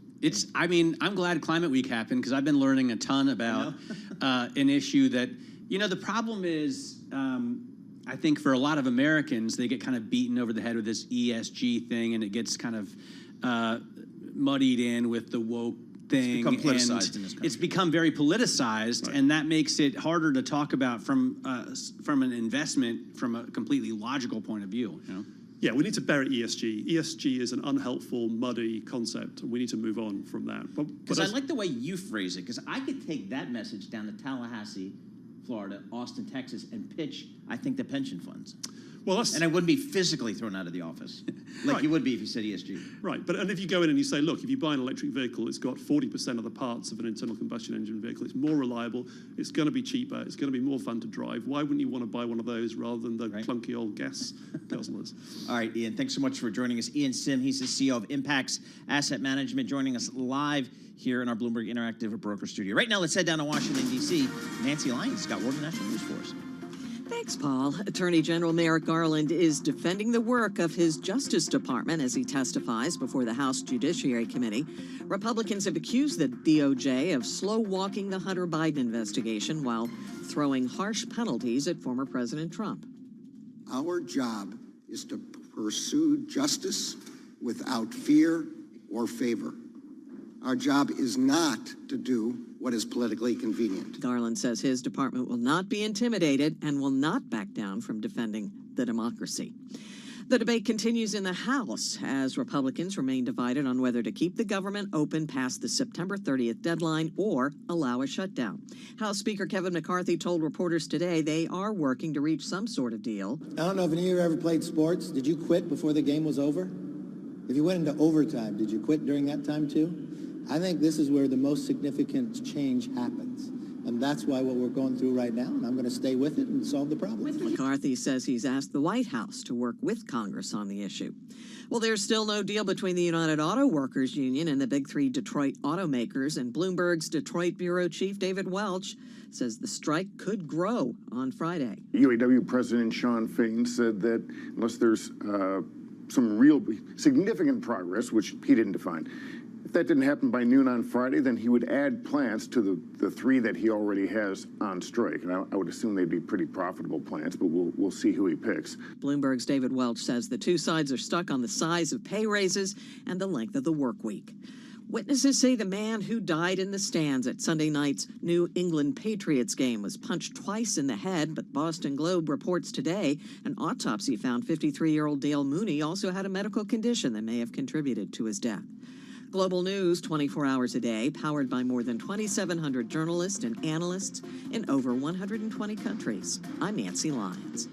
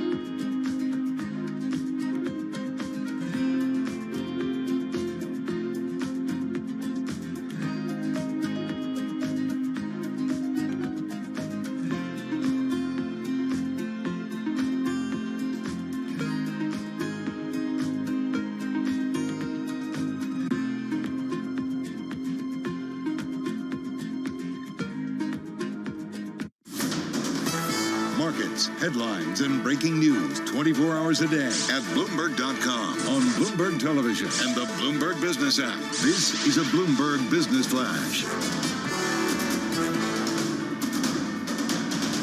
It's 12:40 on Wall Street. We do check markets all day long here at Bloomberg. Fed Wednesday, and we've got 1 hour, 20 minutes to go until we get that FOMC decision. And, of course, Jay Powell's news conference right after 2:30 Wall Street time. Yes, live right here on Bloomberg Radio. Stocks trading mixed right now. NASDAQ does remain lower, barely, down 5 points, little change there. S&P up 11, higher by 0.3%. The Dow up 211, up 0.6%. Traders are betting that the Fed will keep rates steady while hinting at the possibility of hiking again if warranted. 10-year yield at 4.31% with a 2-year 5.05%. Spot gold up $13 the ounce to $19.45, up 0.7%. And West Texas Intermediate crude virtually flat on the day, down 5 cents now, $91.15 a barrel on WTI. So what about the economic backdrop ahead of the Fed meeting? Danielle DiMartino Booth is CEO of QI Research. And right here on Bloomberg Market, she told us if you are looking for a troubling indicator. Auto Finance Weekly, it's kind of a trade weekly. Mm-hmm. They said that repossessions this year are tracking at 2 million for the year. And repossessions right now are just a factor of how many cars per day can the repo men get. And there's literally capacity constrained. And you can hear more of that conversation on the Tape podcast. You can download it wherever you get your podcasts.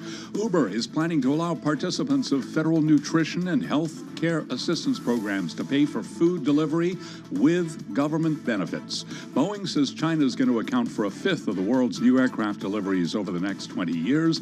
And Coty is raising its sales outlook for the current year, citing continued robust demand for higher-end fragrances. Recapping stocks mixed, S&P up 11, up 0.3%. I'm Charlie Pelleton. That is a Bloomberg Business Flash. Hi, Charlie Pellet. Thank you so much. We appreciate it. Matt Miller and Paul Sweeney live here in the Bloomberg Interactive Broker Studio. We're streaming live as well on YouTube, so head over to youtube.com and search Bloomberg Radio. It is Fed Day, and nobody does Fed Day better than Bloomberg TV and radio. We got the surveillance team. They're over in London, but they're going to crank it out at 1:30 p.m. Wall Street time, take you right through the press conference. Tom and John, they're over there. That'll be there. Hopefully before that, we get this IPO trading. Yes. Because Klaviyo, which was priced at $30 in an IPO, is expected to open any time now. And these things have been taking longer and longer. This is actually on the New York Stock Exchange rather than the NASDAQ. I thought they would be, when I was down there on the floor, I worked there for years. Yep. And they opened these things back then around 10:30 or 11. You're professionals. I remember it's tightening up here. The bid-ask spread's 36.25, 36.75 to put it in the old parlance. So, and that's a pretty tight spread. So it means they're pretty much ready to go, right? When you see that tight of a spread. 36.50. Let's cross a block of maybe 5-10 million shares. Get this thing going. You know what I mean? All right, let's check in with Lindsay Piegza because, again, it is Fed Day. Lindsay is the chief economist and a managing director at our good friends Stifel. Lindsay, what are you going to be listening for today from Fed Chairman Jay Powell? Well, I think I'm going to be listening for whether or not he tempers his tone that we heard at the Jackson Hole Symposium. Remember, taking the stage, he set a very aggressive tone, reminding his listeners that 3% was not the new 2%. 2% remains the Fed's goal, and they're going to stay at it until that job is done. So it'll be interesting if he takes a softer approach or if he reiterates that very aggressive stance that he took at last month's Jackson Hole Symposium. I mean, they can't move the goalpost now. Don't they have to stick to 2% and be real about it? He's said it so many times over the last couple of years. Well, they do, but remember, shortly after he took that stance, his colleagues took a much more patient sentiment, suggesting that they're going to be a calm and taking a holistic approach to the data, allowing for the lag effect of earlier policy initiatives to take hold. And so with 2% still in sight, it's about the timing and the level of aggressiveness needed as a defense against a potential slowing of that progression back to 2%. Well, in the process of doing that, do we run the risk of recession? I mean, the talk has turned really more towards a soft landing, but I know there's some doubters out there. How do you think about that?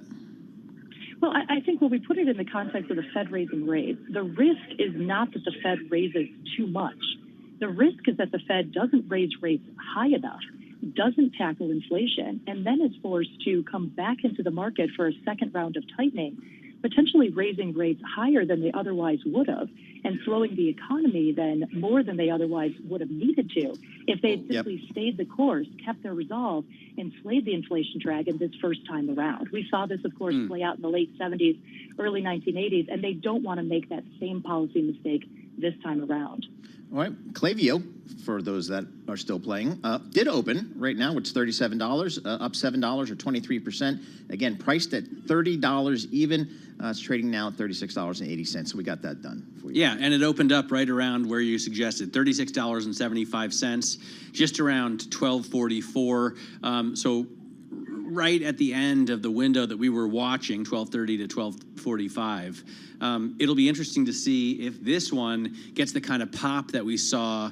I guess it's not going to go up to 43%, which is the pop that we saw yesterday for Instacart. Right now, the high was almost 32% above the $30 opening price. But it'll be interesting to see if it holds. That's right. Because the ARM and the Instacart IPOs kind of fizzled out a little bit. Yeah, still trading above their IPO number, but still off the highs. Hey, Lindsay, I think in terms of inflation, how do you factor in what's happening in the energy space? We've seen WTI crude oil, which is trading at $91.50 now, just kind of march steadily up over the last, several months, and we're seeing it at the gas pump as well. How do you factor that, right? And maybe how do you think the Fed factors that in? Well, right now the Fed is looking at higher energy prices as more of a transitory factor. They base monetary policy on the core, which of course excludes food and energy. However, if we see energy prices sustained at an elevated level, this will of course eventually filter into the core, causing a reversal in that disinflationary trend that we've seen and complicating the outlook for the Fed. I think right now the argument is very clear that there is still more work for the Fed to do. Inflation, yes, has come down from earlier peak levels, and the labor market has shown indications of cooling. But when we look at the economy on a broader base, there's still a considerable amount of momentum. The labor market is still too tight. And again, inflation remains elevated with upside risks, not just from higher energy prices, but as service sector prices remain extremely sticky. So, Lindsay, what's your take on long and variable lags? How long do you think they are? I think historically the lag has been on the longer side, 6 to 12 months. But the new Fed, the transparent Fed, has created more of an anticipatory nature in financial market conditions, greatly lessening that lag. Remember, we have a press conference at every Fed meeting. We have a SEP 4 times a year. We have Fed officials taking the stage at every opportunity to communicate the Fed's next move. And so arguably, the Fed's next move is already priced into the market before it's even announced. And so I do think that the reaction to Fed policy, because of that anticipatory nature, has greatly reduced that lag of monetary policy, probably to a period of less than 6 months, maybe 6 to 3 months. The current dot plot shows we should expect 1 more hike this year and 4 cuts next year. What do you think the new dots are going to look like when we get them today?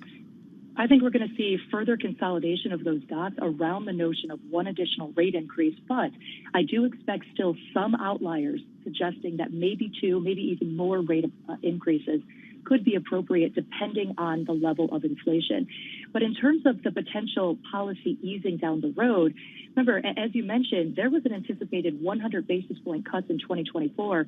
I think we see that tempered greatly as the Fed is now understanding or coming to the realization that they're likely to have to keep rates at an elevated level for much longer than anticipated because of all of these upside risks to inflation. Lindsay, thanks so much for joining us. Always appreciate getting your perspective, your analysis. Lindsay Piegza, Chief Economist, Managing Director over at Stifel. Again, Klaviyo did open for trading. Stock opened. We're now trading up 18% at $35.44. The IPO priced at $30, which was $1 above the stated range, and trading up about, again, 17-18%. So we'll keep an eye on that. But just a busy kind of couple of weeks here for the IPO market. We'll see how these things trade over shorter, intermediate, and longer term. This is Bloomberg.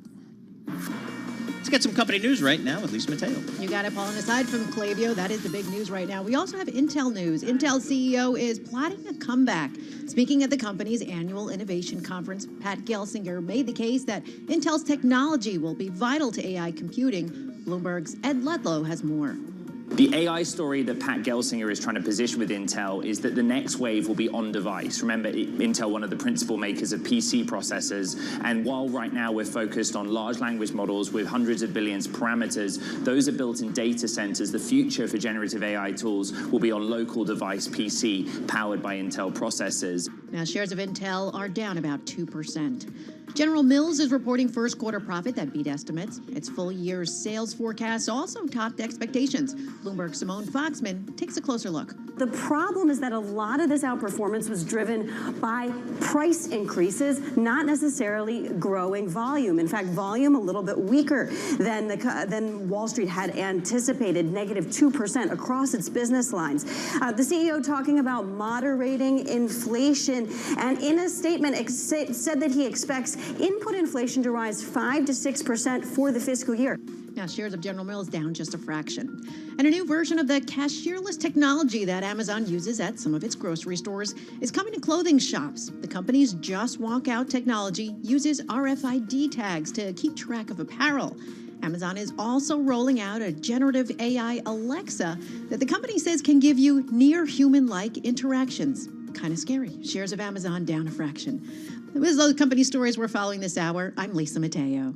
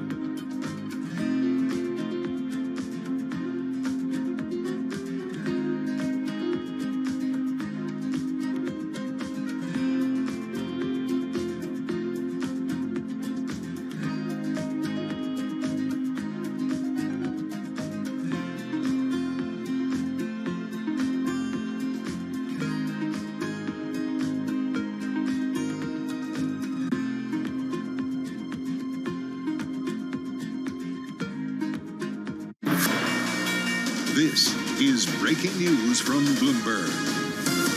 All right, we are back here. Paul Sweeney, Matt Miller, looking at these markets here. Klaviyo, that's the IPO of the day. It opened trading here. We're trading about $35.59.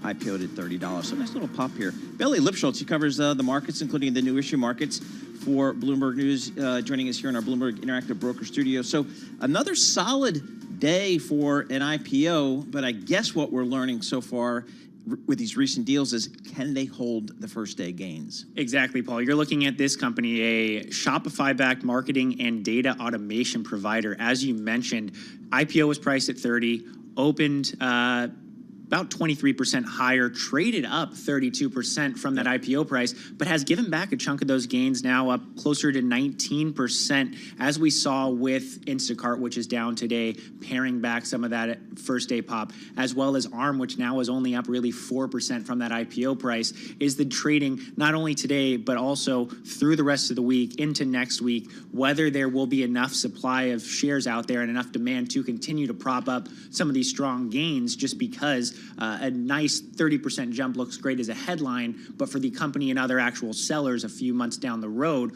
what does the stock look like will really unveil their returns. Yeah, it's really interesting here. And as a, an equity capital markets person, it's kind of a tale of two cities. You're happy that you can get these deals done and that you can deliver some short-term gains for investors. But on the other side, you're definitely concerned that there doesn't seem to be the depth in the marketplace to continue to support these names higher, that presumably that would indicate, or the inability to hold these gains suggests that maybe investor demand for risk of new issuance isn't maybe as deep as you would think. And so, boy, if I'm thinking about advising a company whether to go public, it seems like we're seeing a trend here. Exactly, and that shows we're seeing, when you look at this Klaviyo offering, we're reporting nearly 30 times oversubscribed, but how many of those are investors who want to flip the book? It's an easy way to make a 20 or 30% gain on that pop. And these are companies, when you look at Klaviyo in particular, last funding round valued it at $9.5 billion, right now trading around $9 billion in value. Instacart right now trading south of $9 billion according to the terminal. Their last fundraise in early 2021 was at $39 billion. So what the valuation actually looks like and what investors in the aftermarket are willing to pay will be the key thing to keep an eye on. Yeah, and one of the things I thought was interesting here, you and I have talked about before, is at least if nothing else, the dam has been broken for taking a company public with such a meaningful down round, and it's like, who's going to be first? Well, now we've got a couple of these names that are out there. Maybe that'll take away the stigma a little bit about getting some of the other companies that are, I assume are just in a pipeline and just waiting, but they were kind of waiting for valuations to come back. But it's been a while here. It looks like the Fed is going to stay higher for longer.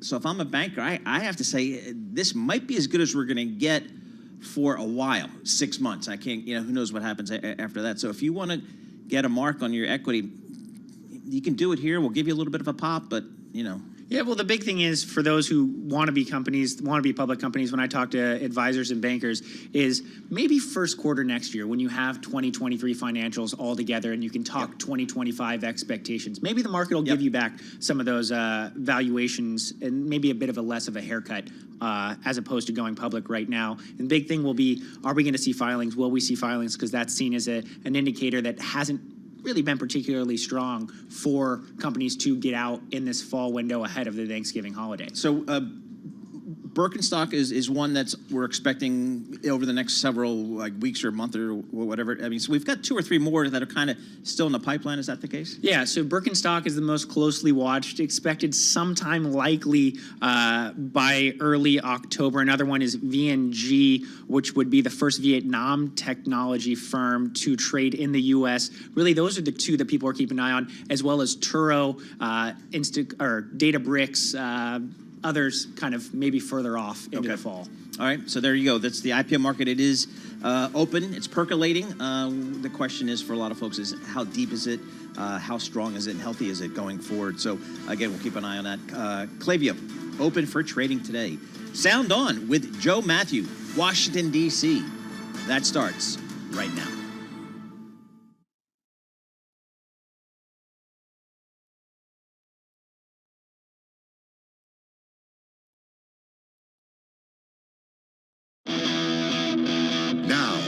our nation's capital. This is Bloomberg Sound On.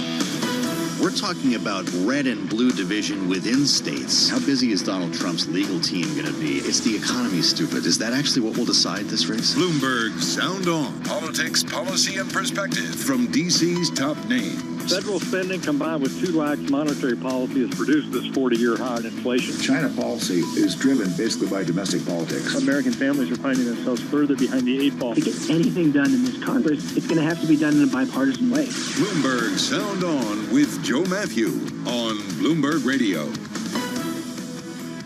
11 days to a shutdown, and Speaker Kevin McCarthy says he will solve this. Welcome to the fastest show in politics as the Speaker asks the White House to engage with Congress, but there's still no plan to fund the government past the end of this month. We'll have the latest from Capitol Hill with you, and we'll discuss with a man who has been there on both sides, Douglas Holtz-Eakin, president of the American Action Forum, former chief economist, the Council of Economic Advisors at the White House. He also ran the Congressional Budget Office. He'll be here in just a moment. Later, we bring you a special conversation as well with the chair of the SEC, Gary Gensler, and we'll have analysis from our signature panel this hour. Rick Davis and Jeannie Shanzano, Bloomberg Politics contributors, along for the ride as we walk up to our special Fed coverage, and we begin there right now, Fed Day and the markets with Charlie Pellet on Wall Street. Hey, Charlie. Hi, thank you very much, Joe Matthew. Indeed, 58 minutes to go until we get the news from the FOMC, the news conference, perhaps the more critical part, when we hear from Fed Chair Jay Powell, 2:30 p.m. Wall Street time.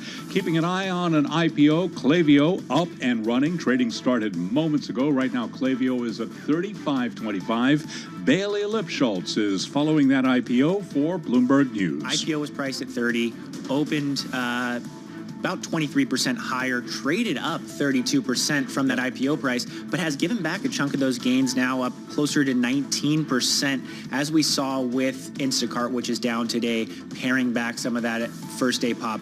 Indeed, Instacart now lower by 5.5%. So the FOMC decision coming up in just about 57 minutes from now. What to expect? Ethan Devitt is Chief Investment Officer at Moneta Group. There'll definitely be a pause. I expect the data dependency.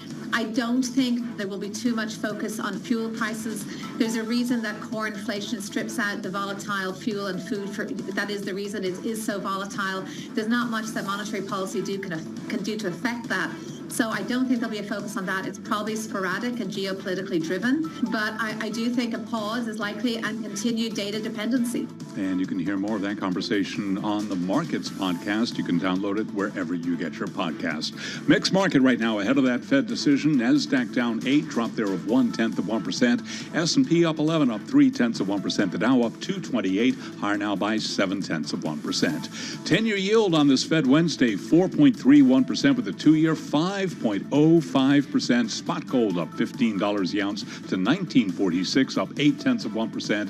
And West Texas Intermediate crude up 0.3%, $91.50 a barrel. I'm Charlie Pelleton. That is a Bloomberg Business Flash. All right, Charlie, thank you. Of course, at the bottom of the hour, we will turn to our special Fed coverage. In the meantime, we've got a lot to talk about. Of course, all the issues we're discussing here when it comes to fiscal policy, monetary policy, funding the government in Washington, all plays in to what Charlie's talking about in the markets and what the Fed's going to be dealing with today. The speaker is sounding more optimistic this morning. We're 11 days out now to a possible government shutdown, and Kevin McCarthy telling reporters, we are going to solve this problem. That's the line this morning. We're making some progress, he says. Not sounding terribly upbeat last evening when an attempt to get a vote on the floor, a procedural vote just to move forward with the stopgap budget, was pulled off the floor because he didn't have the votes, sounding frustrated as he headed back to the Speaker's chambers. Think about what they're voting against. They're voting against even bringing the bill up to have a discussion about it, to vote on it. If you're opposed to the bill, vote against the bill at the end. You've got more than 170 amendments. You could change it if you don't like it. But the idea that you vote against a rule to even bring it up, doesn't make sense to me.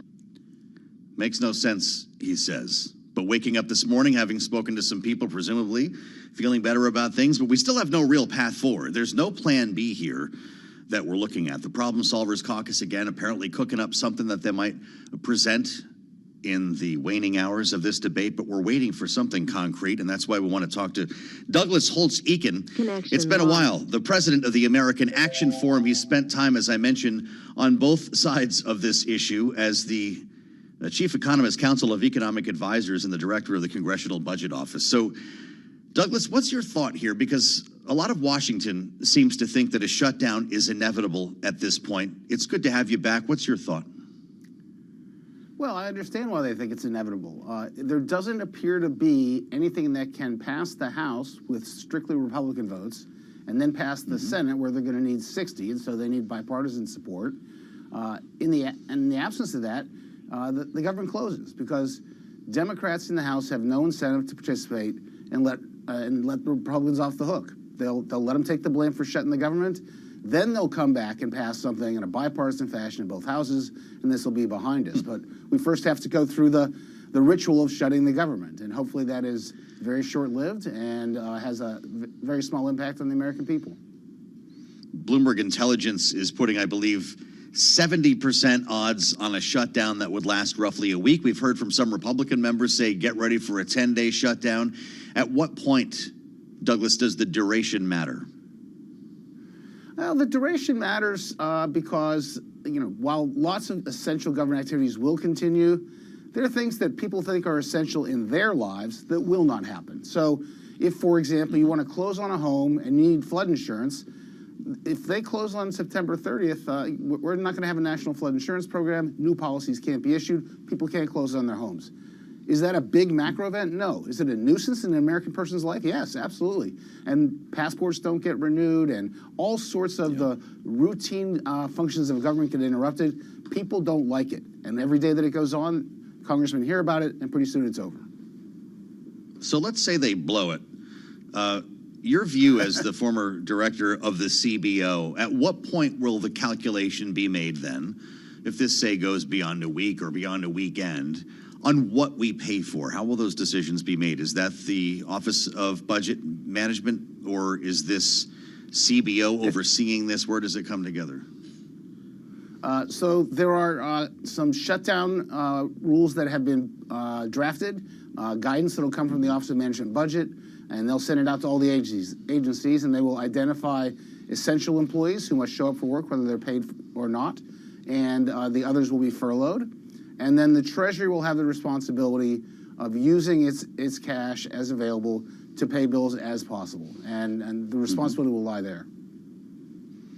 Kevin McCarthy says he's asked the White House to work with Congress and not just send requests for supplemental. What role should the president be playing in this?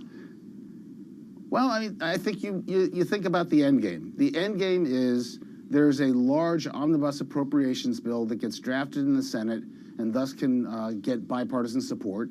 It, by definition, has to have the support of the White House. There's no point in vetoing such a vehicle. It will have in it whatever necessary funds for the disaster relief fund, which is a real pressing issue. FEMA is running out of money, and any additional funding for Ukraine supplementals. And it will come over from the Senate to the House. It will pass with both the support of Democrats, who the White House will be getting lined up, and Republicans who choose to support it, and that's where we'll end up. So if I'm the White House, I'm shaping what does that look like right now, because you want to have that ready to go as soon as possible. So the first matter to deal with here is potential continuing resolution. There are a number of Republican members of the House who say, hell no. We've heard about triggering a motion to vacate if that happens. But that's number one. I just want to get your take on these because the CR buys some time, maybe a month. Do you think, first of all, that will pass? I don't, and I don't have any special insight. I'm listening to Bloomberg and reading the papers like everyone else.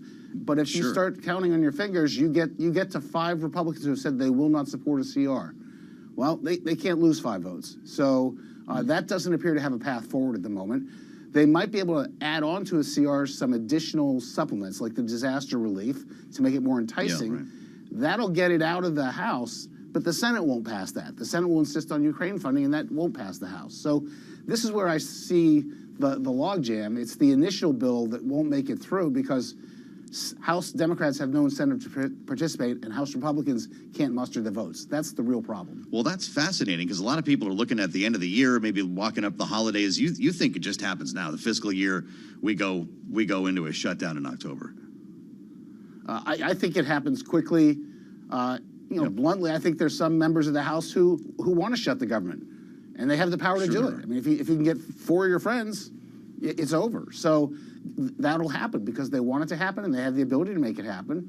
And then we start figuring out the realistic future where the Congress of the United States funds the federal government, which has to happen and will happen. And the question is, how long is the disruption that we have to suffer before we get to that business? It's looking like the Ukraine funding will not be part of a continuing resolution. That appears to be a deal breaker. Right. But to your point, you're not passing a budget without some increase in funding here to get it through the Senate. A lot of this might hinge on this meeting tomorrow when President Zelensky comes to Washington. Kevin McCarthy was asked again today about the questions that he and other potentially skeptical members of his conference will have for Zelensky when they meet. A little bit less downbeat than we heard from him 24 hours ago. Here he is. These are hard-working taxpayer dollars. I want to make sure there's accountability where the resources are going. I want to see a plan of what we're looking for victory. And I think members will sit and have their questions as well.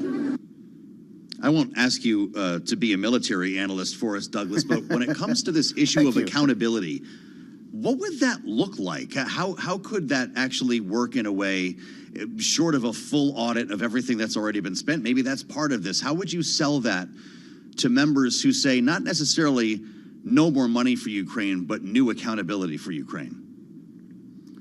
Well, I think the number one thing would be to have a convincing demonstration, presentation on their efforts to root out corruption and fraud in Ukraine. This has been an ongoing issue.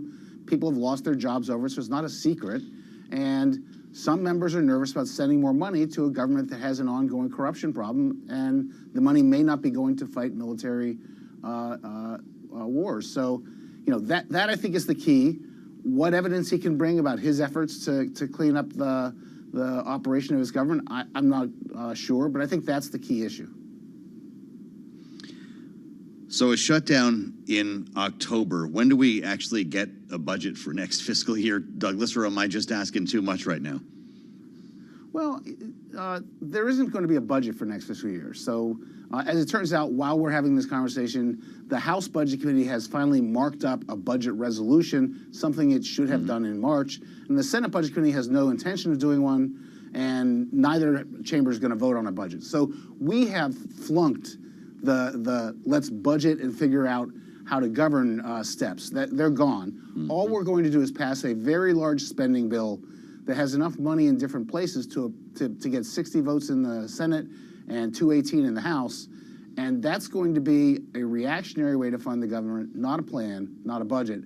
There's nothing to be proud of in this, but we will get through it. So much for regular order. Douglas Holtz-Eakin, right. Don't be a stranger. It's great to have you back. Maybe we'll talk again on the other side of this thing because we've got a lot to learn still. He's the president of the American Action Forum. I'm Joe Matthew in Washington with an eye on both ends of Pennsylvania Avenue. Let's assemble our panel. We're going to be hearing in a few moments from Gary Gensler at the SEC, who talked to our own Kaylee Lines earlier today. But Rick Davis and Jeannie Shanzano jump in now as Bloomberg Politics contributors, our signature panel. As we spent some time with Douglas Holtz-Eakin, I'd love to hear from both of you with an eye on this conversation over Ukraine.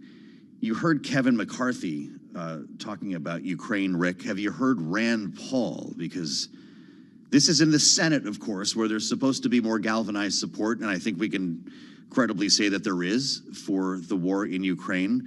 But the senator for Kentucky is apparently done. Here's what he said on the House floor. It's not just that this is not helping our national security. The very threat to our national security is our debt. The more we send money overseas, the more we deplete our munitions, the worse things get. No matter how sympathetic we are to the Ukrainian people, we must put the American people first. And to that end, I encourage my colleagues to oppose any effort to hold the federal government hostage for Ukraine funding. So Rick Davis, Rand Paul, apparently the one to crystallize the argument against Ukraine funding. Will others join him in the Senate? Very few. I mean, there are some that have expressed reservations about the use of the funds for Ukraine. And Rand Paul, though, is in a distinctly minority position. I mean, you probably have 85 to 90 Senate votes, both parties, that support increasing funding and support for Ukraine. And I don't know what he thinks about, like, holding on to all those munitions. Is he waiting for Russia to invade Florida and then he'll go ahead and use them, or what's his plan, right? I mean, I don't understand the idea that we don't want to use the weapons we make to create peace around Europe, especially. So it's a frustrating thing to hear him talk, but not many people are listening, certainly not other senators. And so he's making news, but he's not making history. What does this tell those negotiating a budget plan, though, Jeannie? It's not getting any easier here in the House.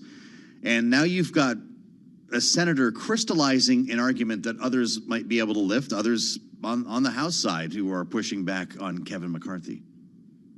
Yeah, I mean, it's interesting because I have talked to several people in the last couple days who privately have expressed concern, as much as they support Ukraine in the effort against Russia, expressed concern about making the case that this is in the interest of the United States to keep spending this money.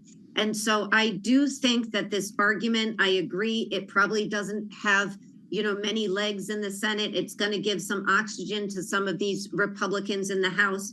But I do think there is a necessity for the administration and for Vladimir Zelensky when he comes to make the case, and he's making it forcefully right now in the UN, that this is in the interest of the United States, of democracies around the world, and that we have an obligation here, because this is something you do hear Americans scratching their head about. So as frustrating as Rand Paul is, I think he's raising something that does need to be addressed straight on to make this case. And I think the president tried yesterday, but more needs to be done on this score so we move public opinion on this issue. It's critical.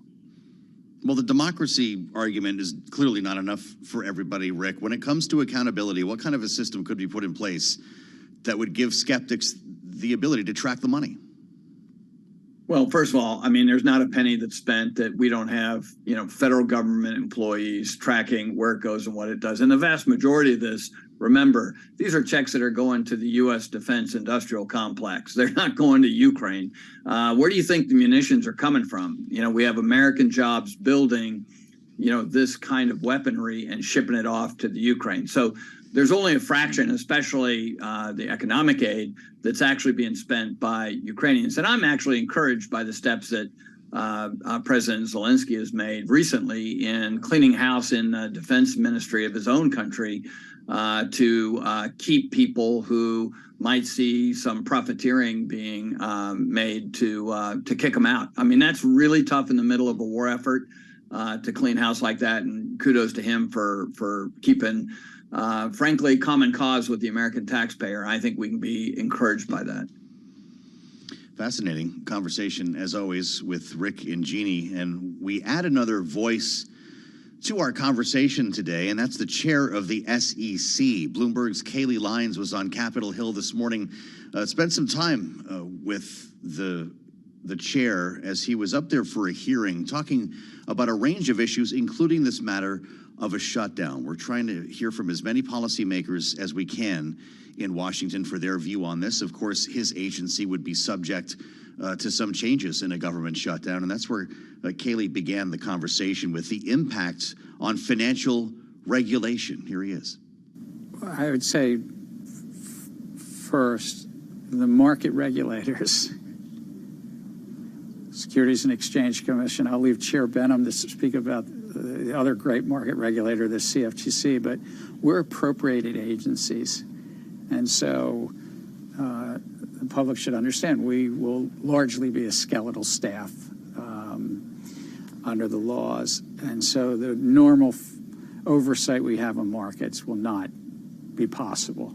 It just simply is not for how many days that happens. Companies that want to go public may not find that their filings could even be reviewed by the SEC and the like during pendency of a shutdown.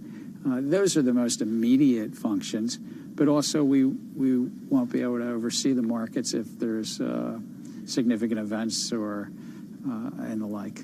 But you don't anticipate significant events could emanate from the government shutting down potentially for a prolonged period of time that would be disruptive to the actual activity? We have the deepest, most liquid capital markets, but the absolute base of that capital markets is our U.S. Treasury market.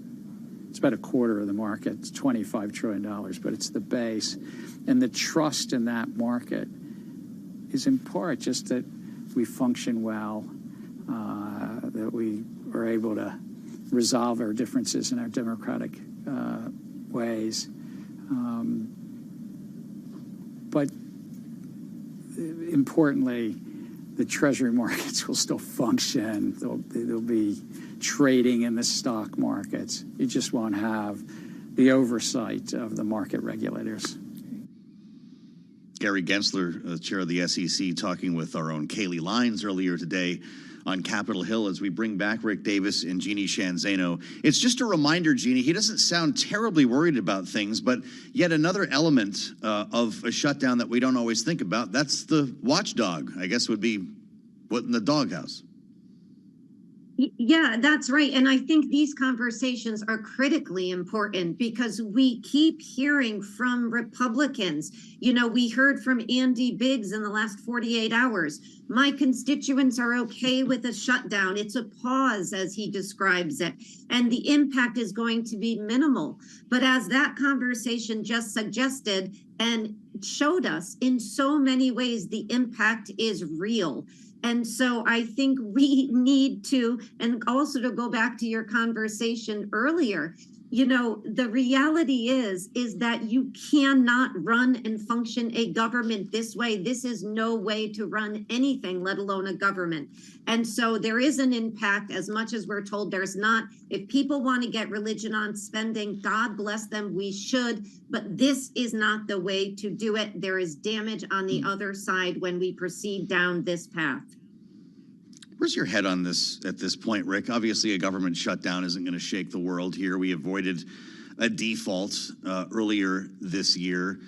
There are some Republicans like Mick Mulvaney who sat right in this room and said, hey, calm down here. We're not shutting down the government. It's a partial shutdown, and we can direct money to places that we need to go for a pretty good chunk of time. Where does duration become a problem for you? Yeah, well, look, I mean, duration matters on those things that, checks need to be delivered. I think, Chairman Kingsler makes a good point, right? Is that on the regulatory agency side, well, your paperwork just sits in a bin until we get back to work. Tough luck. You should call your congressman. But in things that we need to cut checks for, military pay, things like that, especially if it goes beyond just a limited shutdown, those really have a pinch, and those can affect us. But the latter part that he makes, and Jeannie picked up on, is we need to quit operating like a third world country. We're supposed to be the standard of democracies around the world. We have to actually start acting like it if we want others to participate in this great democratic experiment, and we have to show them a way to do it that looks a lot better than what we're currently doing. Well, things are going to get interesting tomorrow. Speaking of democracy, when President Zelensky comes to town, Rand Paul, who we heard from earlier, who's urging his colleagues to vote against increased Ukraine funding, he said this isn't a democracy anyway over there in Ukraine. They canceled their presidential election. Of course, things are a little bit difficult there at the time. But we heard from Volodymyr Zelensky himself in an interview with CNN, this following his address at the UN yesterday, and he was asked about Donald Trump's claims, as we hear frequently, to be able to negotiate an end to this war in 24 hours. In his first day in office, he says, not only is it possible, it'll be easy. He's speaking in English here, but I think you'll get the point in his response. The question is to Trump, or maybe it's not his idea, or somebody, what United States really ready to give to Putin from your territories, what you are ready to give, but for the possibility not to risk after his public words about nuclear weapon. So after Putin has invoked the possible use of a nuclear weapon, how can you negotiate with him about anything? What would you be willing to give him as what he's saying, Jeannie? How does that argument resonate tomorrow in Washington? I think it's going to resonate incredibly strongly. And he makes a really important point. And, you know, these are the exact points that the American public needs to hear over and over again.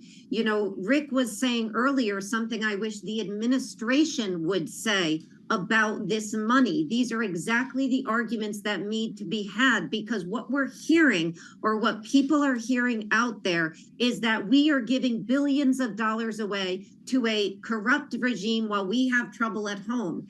That is got to be countered. And so Zelensky does a very good job making the case and asking Donald Trump and anybody else who has this idea, what are you planning to give up? And likewise, we have to explain to people where this money is coming from and what it's for and why it's critical.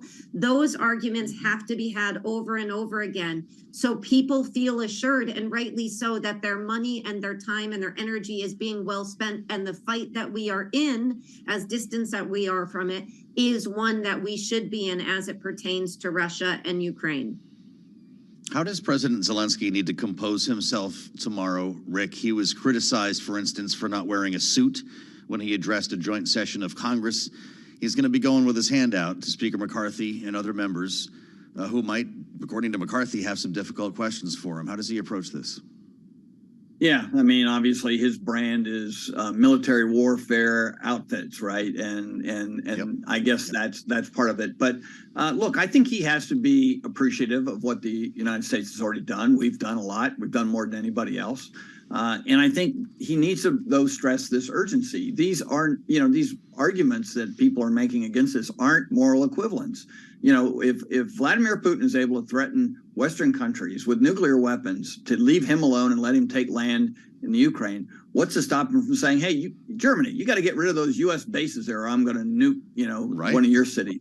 Or Poland, how about those missile defense systems that you just bought from the United States? Take them down, or I'm going to nuke you. I mean, this is not the kind of behavior you want to start rewarding. And so unless you take a strong stand against this one dictator, you're going to have a Europe in turmoil, which affects all of our security and economic prosperity. We're going to be throwing to our special Fed coverage in just a couple of moments. I want to get both of you on this matter of dress code, since we're talking about this. I guess President Zelensky won't need to worry about what he's wearing if he enters the Senate chamber. We told you about this in response to Senator John Fetterman's preference, wearing shorts and hoodies, and that will keep him on the floor without having to give a thumbs up from the door like he's been doing. But I just saw him presiding over the Senate. When Rand Paul made his comments on Ukraine, John Fetterman was presiding, wearing a short-sleeve shirt.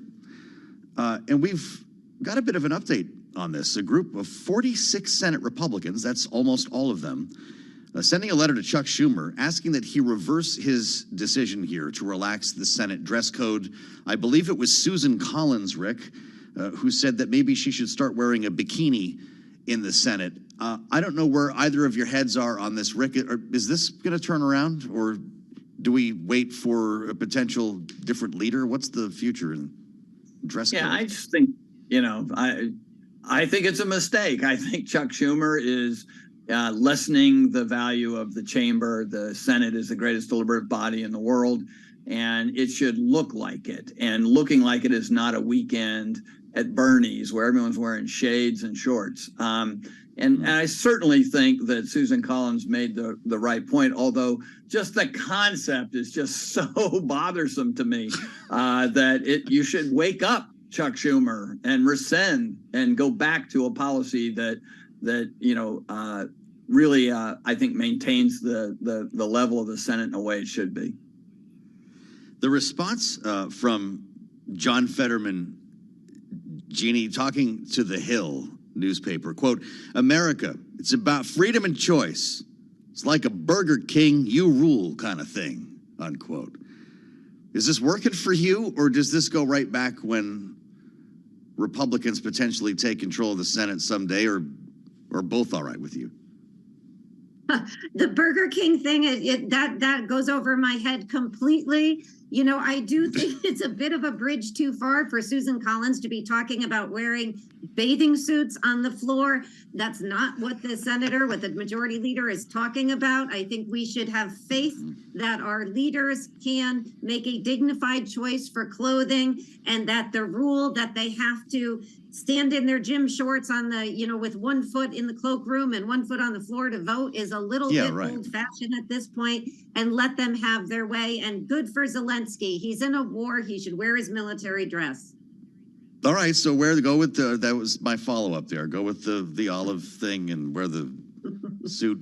We'll see what happens tomorrow, obviously. We're 2 minutes away from special coverage for the Fed meeting. I'd love to just get a quick beat from both of you on this. If inflation is the #1 issue, or economy, Rick, in this presidential campaign, how important is this meeting about the way forward for Joe Biden? You know, look, he needs some good news. Pressure with gas prices going up. Brent crude hit $95 a barrel and above today. So he's got to be worried that any deterioration just makes that selling of Bidenomics that much harder. And if he doesn't sell that, he's going to have a very hard time getting reelected. We could look back at this meeting as the turning point, Jeannie, that this was, in fact, the end. It became clear the end of the hikes, at least for now. That could be spun as pretty good news a few months down the road if you're this White House.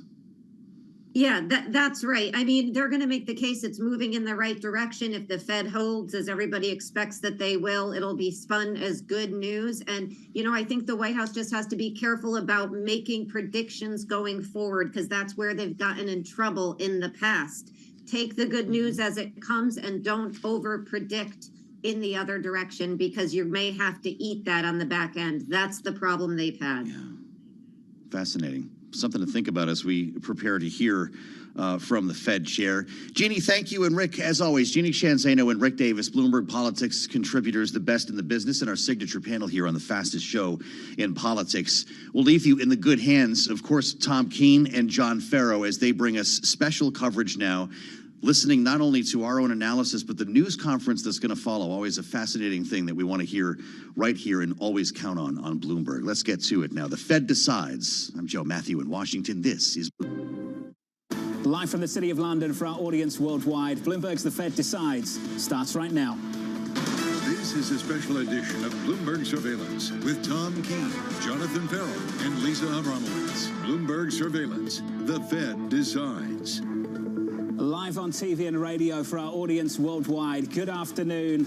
Good afternoon. The countdown to the Fed decision starts right now. 27 minutes away, TK. Your equity market slightly positive and yields very close to cycle highs. Here from the fog of London, it's Dickensian out there right now. It's surveillance after hours, TK. Yeah, we're going to see if we get some clarity from Jerome Powell. He's dealing with the fog of the American economy. A lot of cross currents here. I'm really interested to hear what Kathy Jones says about what yields tell us right now. Looking forward to that conversation, TK, and so much more. As you know, Thomas, a three-part act. Decision at about 28 minutes. Bunch of forecasts as well. Then onto the news conference about an hour away. Well, the news conference is going to be different. And again, we're going to go to November. And what I saw from our guest this morning on surveillance was a real tendency to look to December. How does he frame in that press conference the forward view? The people in the room are less concerned with September and the dots. Okay, but I'll give you that, John. I don't care about the dots. But the answer is they're going to go to November and they're going to go to December. Andrew Holdenhorst, Citi, looking for that hike in November. Holdenhorst joining us a little bit later. This is how the stage is set. The price action looks a little something like this on the S&P 500. Equities are higher by 0.2% on the S&P. Yields are backing away from cycle highs. We're down about 4 basis points today to 431.67. I've gone through the three-part act, the decision, the forecast, the news conference. This is the two-part act of this show. Going into that decision, coming up, Morgan Stanley's Jim Keren, Deutsche Bank's Matt Lazzetti, Kathy Jones of Charles Schwab out the other side after 2 p.m. when that decision drops. Here's the lineup for you. Citi's Andrew Holdenhorst, Diane Swank of KPMG, Jim Bianco of Bianco Research, TK, Greg Peters of PGIM. It's going to be interesting to see. Jim Bianco's maybe the most holistic there, pulling in the markets with the economy as well. And I go back to the Arch Bianco call, now hugely prescient about the longer, and that inflation comes down to where we are and goes flat or even with a little bit of an uptick. At the time, that was controversial. And the ultimate contrarian call that maybe yields just have to go higher. from here? Well, that's hearing that up from to Jim, today, yeah. we'll ask that question to Greg Peters at PGIM.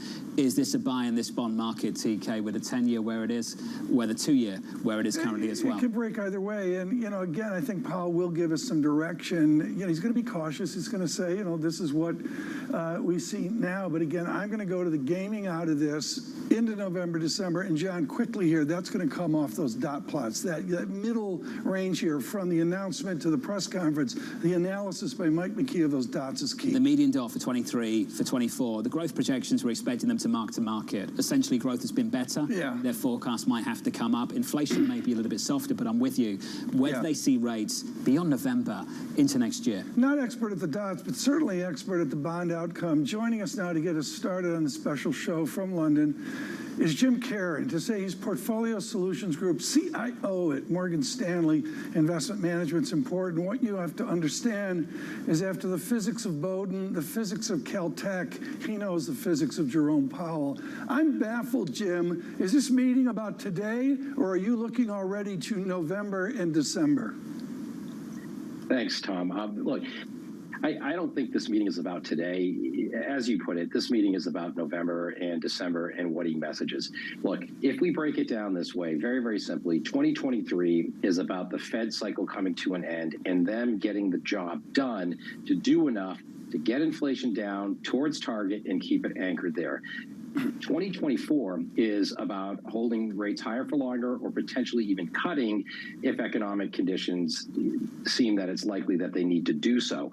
So the market will have no patience for rate hikes, further rate hikes in 2024, because if that's happening, then that means the Fed has missed something, inflation is accelerating, and that they're going to have to do something more drastic to bring inflation down. So I think if we look at this more broadly, we need to see in 2023 the Fed get the job done. So look, as far as the way that I see this meeting's all about positioning their potential policy act for November or even December.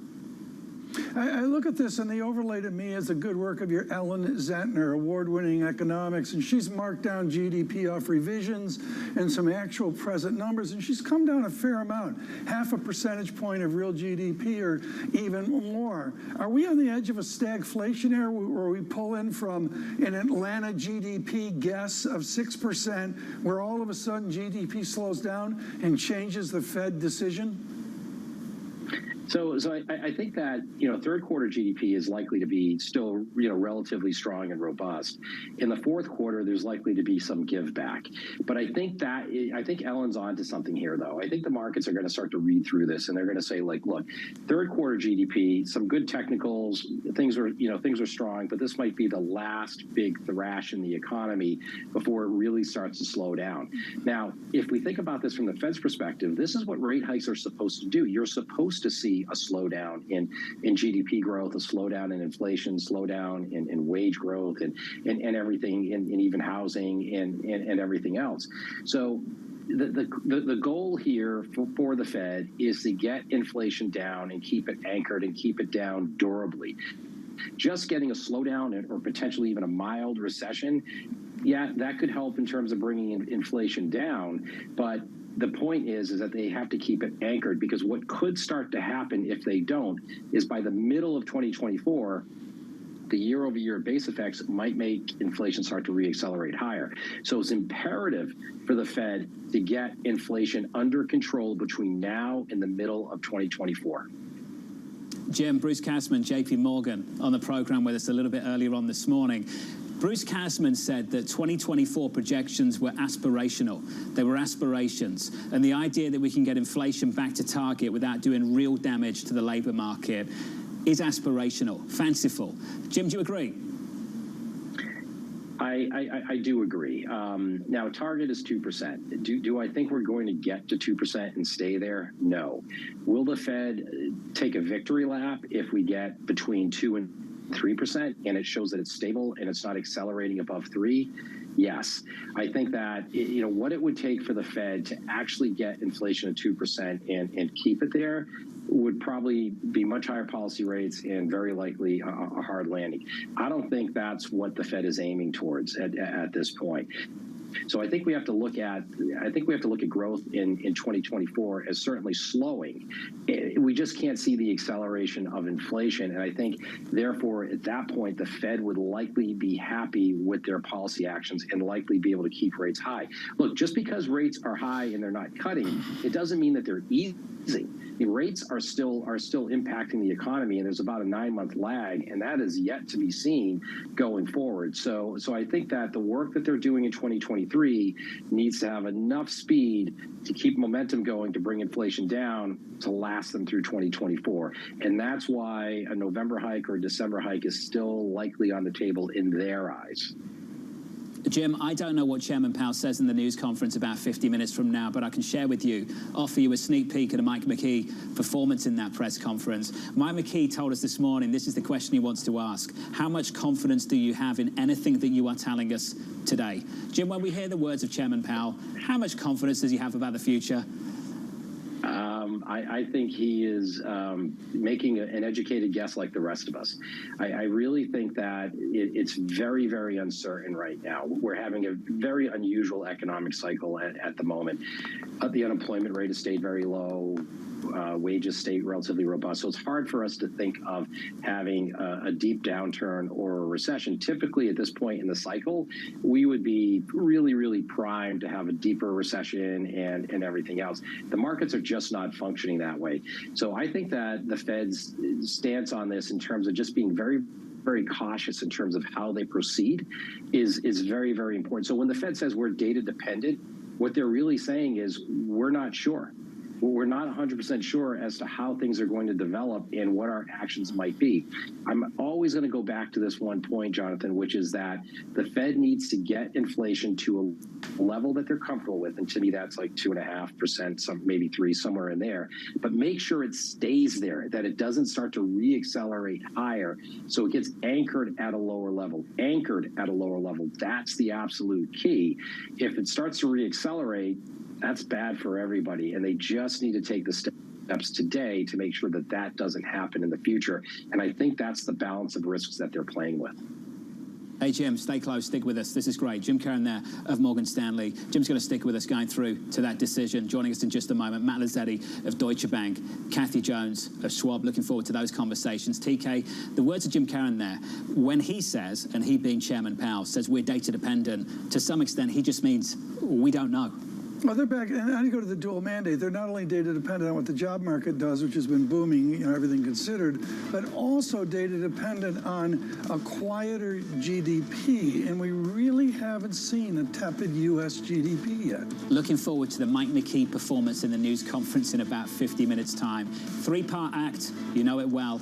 We're going to get a decision, some forecasts, and a news conference a little bit later this afternoon, all in the next hour. Live from London, this is Bloomberg.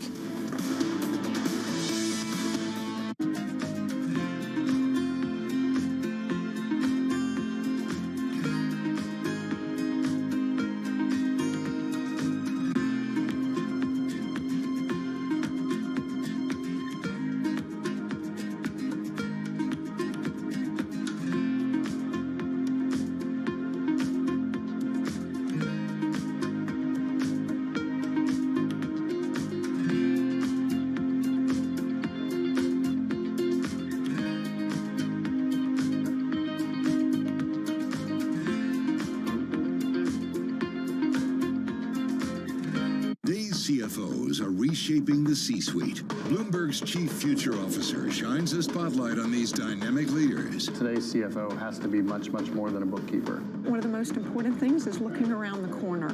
We have to let go of the traditional legacy department store. Their impact goes far beyond the balance sheet. And on Chief Future Officer, they focus on much more than just revenues and margins.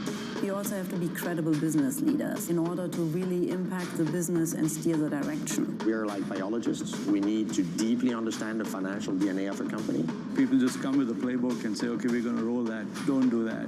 Think longer term. It's an amazing time to be in this role. It's a lot more than the profit today. It's building the future of tomorrow. Get passion, perspective, and more from the Chief Future Officers of some of the world's most influential companies. A new episode every month, only on Bloomberg.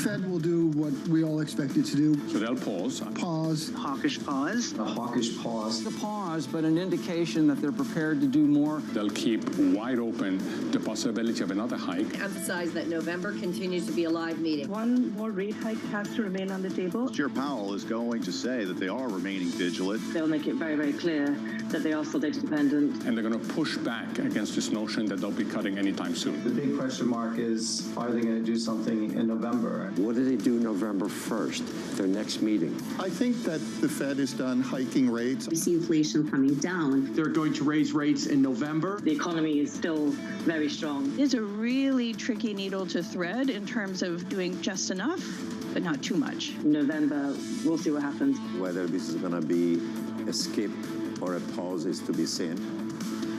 Well, it took us at least 15 minutes to say it, but we're saying it. Hawkish pause is what is widely expected, a phrase overused over the last month or so in anticipation of this particular Federal Reserve decision. If you are just tuning in, welcome to the program, live on TV and radio. This is a Bloomberg Surveillance Special, counting you down to a Federal Reserve decision for the month of September. That decision is about 15 minutes away, and the price action is shaping up as follows in the equity market. On the S&P 500, almost totally unchanged. We're positive by about 0.1% on the S&P at the moment. On the NASDAQ, we're negative by 0.14. That's how the session is shaping up currently. Of course, that can all change with the decision in just a moment, alongside the forecast, together with a news conference from Chairman Powell, which starts in the next hour or so. Beyond equities in your bond market, it's amazing to see it all over again. Tom, we've talked about it, how we're slowly and then quickly internalizing this high for longer message from this Federal Reserve, with a 2-year still north of 5%, yields in this morning and this afternoon, and the 10-year still in the 430s, and the 30-year still around 440. And 4 basis points on the 2-year at 5.05. As you mentioned, John, you were going back and forth with someone here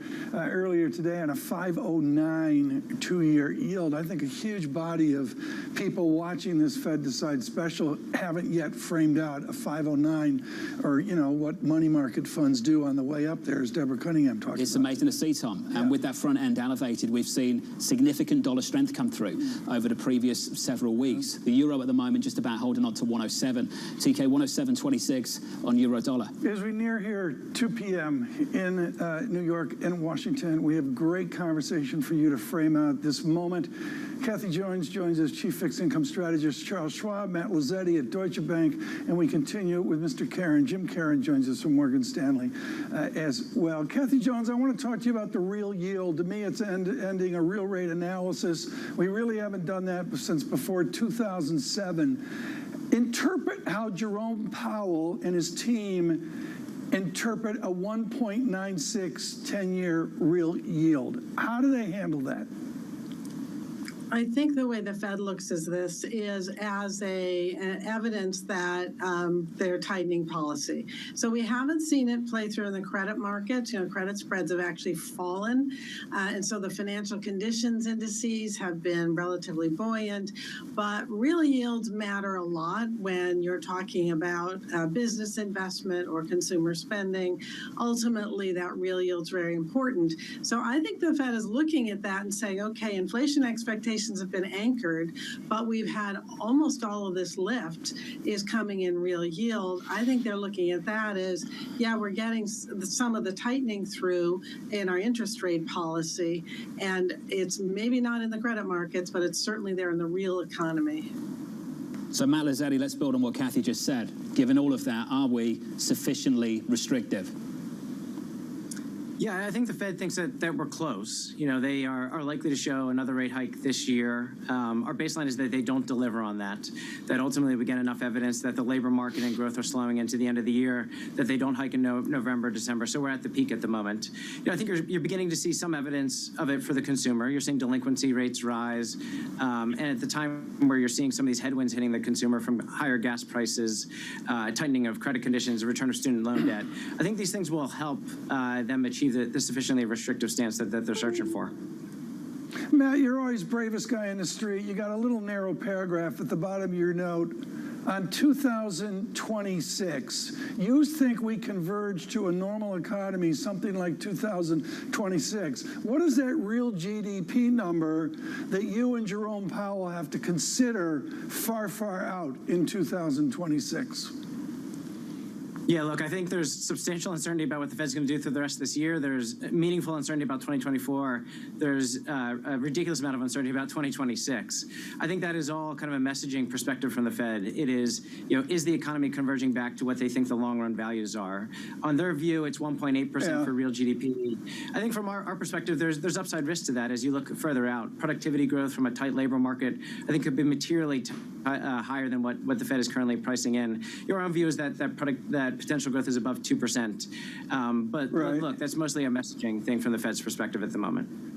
You're better at this, John, than I am. Do we get 2026 dots today? I think the long dot is interesting. That's going to be the conversation around where they believe neutral is, Tom, where we will be going back to. What does that trip look like? I don't think Chairman Powell wants to have that conversation at the moment. No, Matt Lazzetti does. At Jackson Hole. But Kathy, to some extent, Mr. Williams over at the New York Fed has engaged in that conversation. When you look at the projections, Kathy, that come out in 10 minutes, beyond the decision, most people expect it to be unchanged. For growth, for inflation, the dot plot, what are you expecting to change? How does this shape up compared to, say, what we saw in July? Yeah, excuse me. Sorry. I think we'll see the growth numbers revised up a little bit to reflect the third quarter bounce. And then the inflation numbers revised down a little bit because, we're starting to see that core PCE pass through to the downside. So those would be the big changes I would expect, but they're incremental. Matt Lazzetti, I know that you've got to run. We've got about 50 seconds left with you. Can we just finish there as well, Matt? What you'd expect to change in the forecast, the projections we get from the Federal Reserve in 9 minutes' time? Yeah, I think we know it's going to growth upgraded substantially. We think it doubles this year. Core inflation comes down a bit. I think really the focus should be on 2024. It's on, do they still expect inflation to be 2.6%? Do they still think that requires some pain in the labor market with the unemployment rate rising? And really, what does that 2024 dot look like? We think that it comes up by 25 basis points, that the Fed needs an even higher real Fed funds rate to achieve their objectives. But I think if we step back, if that is the hawkish message from this meeting, we've gone through a year where the hawkish message was upgrading the terminal rate, upgrading growth and inflation. If the real hawkishness that comes out of this is some view on 2024, I think that's a hard thing to sell to the market as a terribly hawkish message. Matt Lazzetti, thank you for joining us today. And what a great call from Dr. Lazzetti that we saw where he said, yes, recession, but out there somewhere. No one was more prescient about that than Matt Lazzetti. Jim Karen is with us with Morgan Stanley. Hey, Jim, I look at all that we're talking about here, and it comes back to the physics of going back to a normal rate environment. Nassim Taleb, the quant, said the gravities return to the system. You're degreed in the gravity. Tell me the gravity, the physics that Jerome Powell has right now. Is it a 1994 physics? I think we're getting close to it, right? So, these rates are high right now. They're not extraordinarily high, but they're high enough to put pressure and force down on the economy to continue with the physics analogy. So, yes, gravity is going to pull this down. Look, there's a lot of things. There are a lot of headwinds in 2024 from a policy perspective. Number one, the higher rate hikes are going to start to bite. Number two, the refinancing. People talk about maturity walls, that are coming up. It's going to be more expensive to do business. And number three, it's going to put pressure on valuations, right? So bond yields being higher, a Fed that's higher for longer is going to continuously put pressure on just the broader markets, financial conditions, equity markets, I would even say. Just given the alternatives that investors have to invest in bonds with a higher, potentially more attractive yield as we move into 2024. Because, look, as Matt was saying, there is a recession that's out there somewhere. Whether it's a deep recession or it's a mild recession, I'm in the camp it's a mild recession, but it's a slowdown. And I think that there's going to be a bigger balance between, when we think about asset allocation, between fixed income and equity. As Jerome Powell goes into this press conference in 6 minutes, Jim Karen, is he a single mandate Fed chairman? Is he on the edge of Christine Lagarde? Yeah, I think his primary mandate is getting inflation where it needs to be. I think the jobs market is structurally very strong for various reasons. The big thing that everybody's talking about, what we're all concerned about the most, is can the Fed get inflation towards an area that they're comfortable with in terms of their target and keep it there. So yes, the Fed does have a dual mandate, as you pointed out. It's price stability and full employment, but I think the Fed is willing to risk it a little bit on the jobs front in order to get inflation down. So I hate to phrase it this way, but I think that a mild recession actually plays well in the Fed's calculus to get inflation down. So I think they're willing to push it and risk that in order to get inflation to target. So let's not call it a single mandate, but pretty darn close. Do we call that a soft landing? Kathy, I'd love your view on that. We throw around these phrases. I don't know what they mean anymore. What is a soft landing to you, Kathy? What is it? Well, I think it would be a slowdown in the economy and a reduction in inflation without a big rise in unemployment. And I agree with Jim. That's a tough thing to pull off. It's more likely we'll have some sort of a downturn in the economy if we really have a Fed that's determined to get back to that 2% target on inflation. So soft landing, seems like an aspiration, as you mentioned earlier. I think every Fed wants to accomplish it, but it's really hard to pull off. Agreed. And I think a lot of people listening agree as well. Jim, one thing you've been fantastic at all year, I'm sure there's many, but I'll pick out one. You asked us to ask and really question what could go right this year. And when we think about risk, there is upside risk, not just downside risk. Jim, how are you thinking about that particular question now? Yeah, look, I still think that there are upside risks. I mean, we're talking a lot about recession, but we also have to recognize that if it's a mild recession or if it's a soft landing of some sort, however we define that, earnings growth, when we think about bottoms up earnings, that's been rising. 2024 earnings around $248, $249 right now. Many people were forecasting that we would have sub $200 earnings, right? Multiples have held up reasonably well. I think what could go right is that the market looks through what could be potentially a mild recession and buys the dip quicker than what many people think. The number one question I get from a lot of clients is, I missed the rally, where can I get in? So there are a lot of people with dry powder that's looking to buy the dip. Kathy, I want to give you the final word. What's the number one question you get from clients at the moment? Is it the same one? The number one question I get from clients is, when do I extend duration? I've been sitting in cash forever and ever, and I want to extend duration because I want to lock in yields, but I'm afraid to move.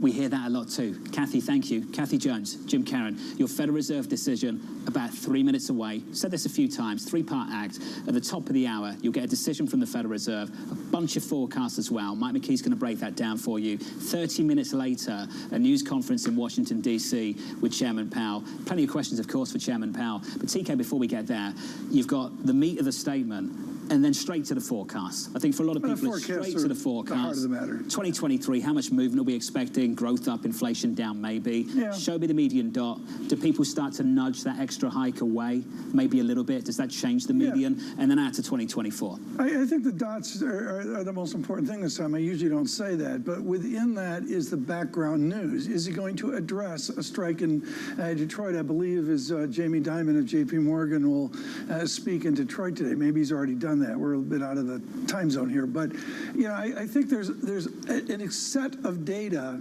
and a set of global events right now, including China, that he has to allude to in this press conference. That's not seen in the dots. The dots are a pure U.S. guess. There's more going on than the dots. So Andrew Hollenhorst of Citi is going to join us in the next 30 minutes or so. Andrew put out a note, publishing with the team a little bit earlier, Citi Economics, and they made 3 points, TK. One is the strikes with UAW. Yeah. The second was oil, and the third was house prices. I would pick up on oil and throw in China. Tom, oil and China were believed to be tailwinds at the start of the year. Energy was coming in, China was reopening. Are they headwinds now at the back end of 2023? Most people would assume they are. What they are, and this goes to data dependency, there's something that's happened in the last 14 days. Maybe it's 20 days. I'm not keeping that count. But this surge that we've seen in oil, with Javier Blas looking at Saudi light near $100 a barrel. I saw $90 97 quote on Saudi Light Spot, I think 48 hours ago. That's new, and that's new for the people. The Eccles building, they are data dependent, but it's just not economic mumbo jumbo. It's what's going on in the rest of the world, including China. Neil Dutta of Renaissance Macro wants the last word going into the Fed decision. He's one of our best guests. Dutta writes in, this is wish casting from the Fed. They are wish casting a soft landing, but the reality of 2023 is that we have not landed at all. We're running at an above trend cruising speed. We'll get the forecast from the Federal Reserve in about 20 seconds time alongside that Fed decision. Going into it, the price action looks like this on the S&P 500, positive by 0.2%. On the NASDAQ, almost totally unchanged. To the bond market, yields on a 2-year shaping up as follows. Near, in and around 5% on a 2-year in America, 5.05%. Mike McKee has the decision. This is the very definition of a unanimous hawkish pause. The Fed leaves rates today in the range of 5.25% to 5.5%, while saying growth is solid and inflation elevated. So, higher for longer. Policymakers leave another rate move on the table for this year and take 2 reductions off the table for the next 2 years. The statement once again discusses, quote, the extent of additional policy firming that may be appropriate. And the dot plot shows that 12 members of the Open Market Committee still believes they will raise rates by another 25 basis points this year. The high dot at 6.25% comes out of the dot plot with St. Louis Fed's Jim Bullard's retirement. For 2024, the committee now sees a median effective Fed funds rate of 5.1%, up 50 basis points from their June projection. And for 2025, 3.9%, up from 3.4% in June. The long-run neutral rate is unchanged at 2.5%, although the central tendency range moves up to 3.3% from 2.8%, and the dots show 7 members think that neutral is higher than 2.5%. All this because the Fed sees stronger growth, lower unemployment, and lower core inflation ahead. The economy should grow 2.1% this year, they say. That is up from 1% in their June forecast, more than doubling. They say next year growth will be 1.5%, up from 1.1%. Unemployment will finish this year at 3.8%, down from their June forecast of 4.1%, and in the next 2 years end at 4.1%, down from 4.5%. PCE headline inflation will be 3.3% this year, up 1/10, basically on energy concerns, but their core PCE forecast falls to 3.7% from 3.9%. Next year, it falls to 2.6%. And one final note, no change in QT, no change in the IOR or repo rates. Mike, stay close. I'm just going to work through the price action. So off the back of this decision, we're negative by, let's call it 0.2% on the S&P 500. As you might expect, the NASDAQ underperforming. If you turn to the bond market, yields were lower almost across the curve at the front end as well. They're now higher by 3 basis points. Looking at, staring in the face of the potential of closing at new cycle highs on the front end. 5.1287 turns to 5.13 on a US 2-year. So yields up, new cycle highs at the front end of the curve. And the dollar off the back of it, a whole lot stronger. The euro against the dollar, 106.89 on the session, positive still by about 0.1%, but certainly off the back of that decision, a stronger US dollar. Mike McKee, I want to come to you on that median dot for 2024. Are you basically telling me the Fed took back half the cuts that were priced for 24 in their previous projection? That's basically what I'm telling you, John. They were looking at 4.6%, and now they've gone up to 5.1%. Clearly, they think the economy is strong enough that they may need to do more. At least that's the message they want to send to the markets. Mike McKee, I look at the growth forecast. You went through them quickly. Maybe they don't make the headlines. I think they should. Frame out again their growth vision, as Neil Dutta says, their wish casting for 2024. Well, the biggest change is 2023. This year, obviously, the way things have been going, they need to mark up growth for this year. They call it solid. 2.1% is their final growth. But growth next year is 1.5%. That's up from 1.1%. That's a fairly strong change. So they do see perhaps the wish casting that Neil is talking about, the idea that growth can be stronger into next year, and it does certainly suggest the idea of a soft landing. I look, Michael McKee, at where we are in this, and it gets to November and December. I know your first question to the chairman will be, tell me about November. Mike McKee, tell us about what this translates into for the next meeting. Well, it's definitely going to put the markets on guard, depending on what kind of data we see, especially in the inflation numbers. The Fed's acknowledging that we're going to see a little bit higher headline, a little bit lower on the core. And if that's what we get, then the Fed could decide to raise rates. It's hard to know exactly because of the energy components that are coming into this, but that's what to watch for when we get the CPI and PCE numbers. The other, of course, joker in the pack is if the government does shut down and there is no data, the Fed will have to use its own kind of methods to figure out where it thinks inflation is. Mike McKee, thank you, sir. We know you've got to run and get to that news conference. Mike McKee's going to sprint to that. It begins in about 25 minutes' time. Just to go through the forecasts again, that is a monster upward revision to GDP. But they're market to market at the Federal Reserve. So they go from 1% to 2.1 for 2023. Tom, the story for me is out in 2026. The story for me on unemployment, they've got it at 4% and PCE back down to 2%. All the way out there, several years away, and this is the aspirational, fanciful stuff that this is how it's going to happen. Unemployment for this year, by the way, 3.8% is the forecast now, and it only climbs to 4.1% next year. Bruce Kasman talked about this a little bit early this morning at JP Morgan. Tom, how high does unemployment need to go to get inflation lower? That's going to be a question we can explore in the next 25 minutes or so. But the Federal Reserve is telling you that they can get back to target 2% in several years' time, and unemployment's going to be in and around 4%. I'm going to go with Duddy here and combine it into what Matt Lazzetti said. I got lucky in that I picked out of Matt Lazzetti's note his first look at 2026. I don't even know if there's a first look to first quarter 2024. The uncertainty here, off the pandemic, off the shift from a supply analysis to a demand analysis of the economy, and that's a pretty clumsy move.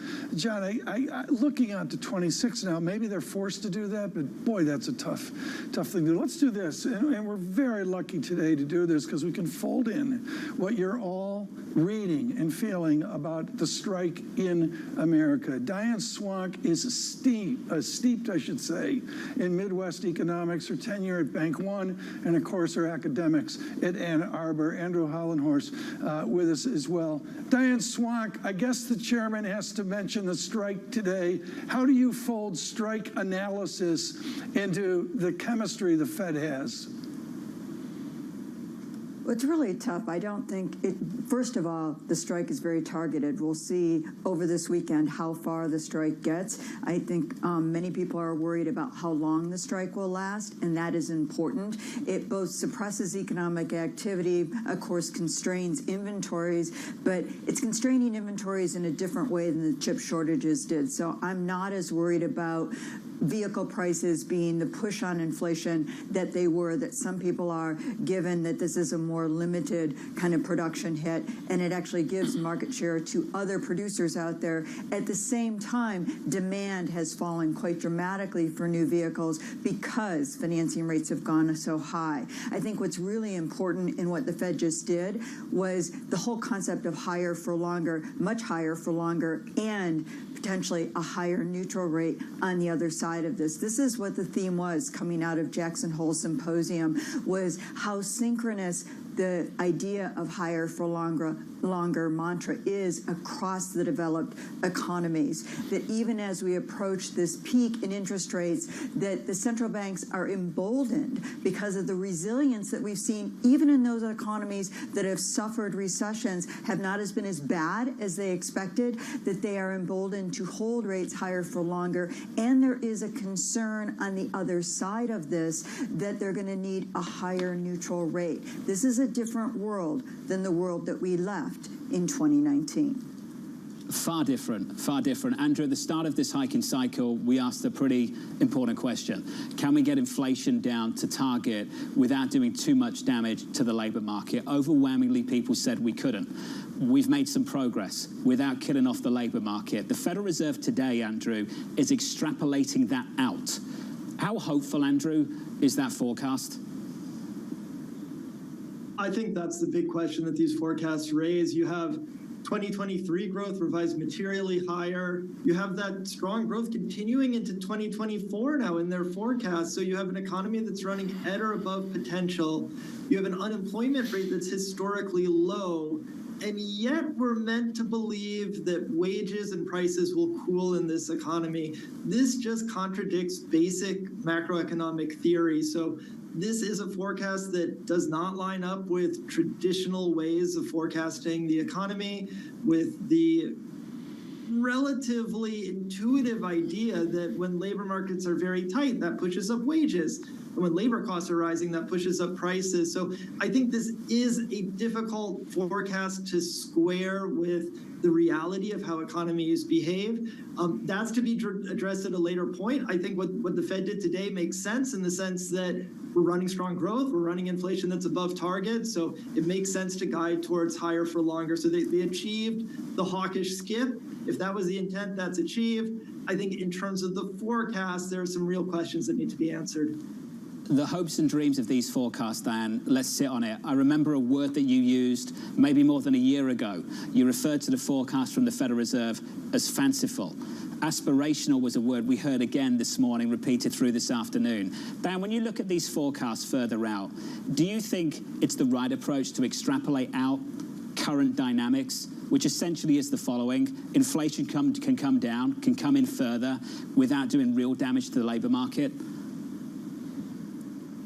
I think it's a great idea, and I hope they're right. I do think it is still fanciful. One of the things that I think that the Fed is betting on is that we are seeing the high-frequency data as the labor markets have cooled. This has been one of the most dramatic, frenzied pace of a labor market and then cooling that we've ever seen, with unemployment still very low.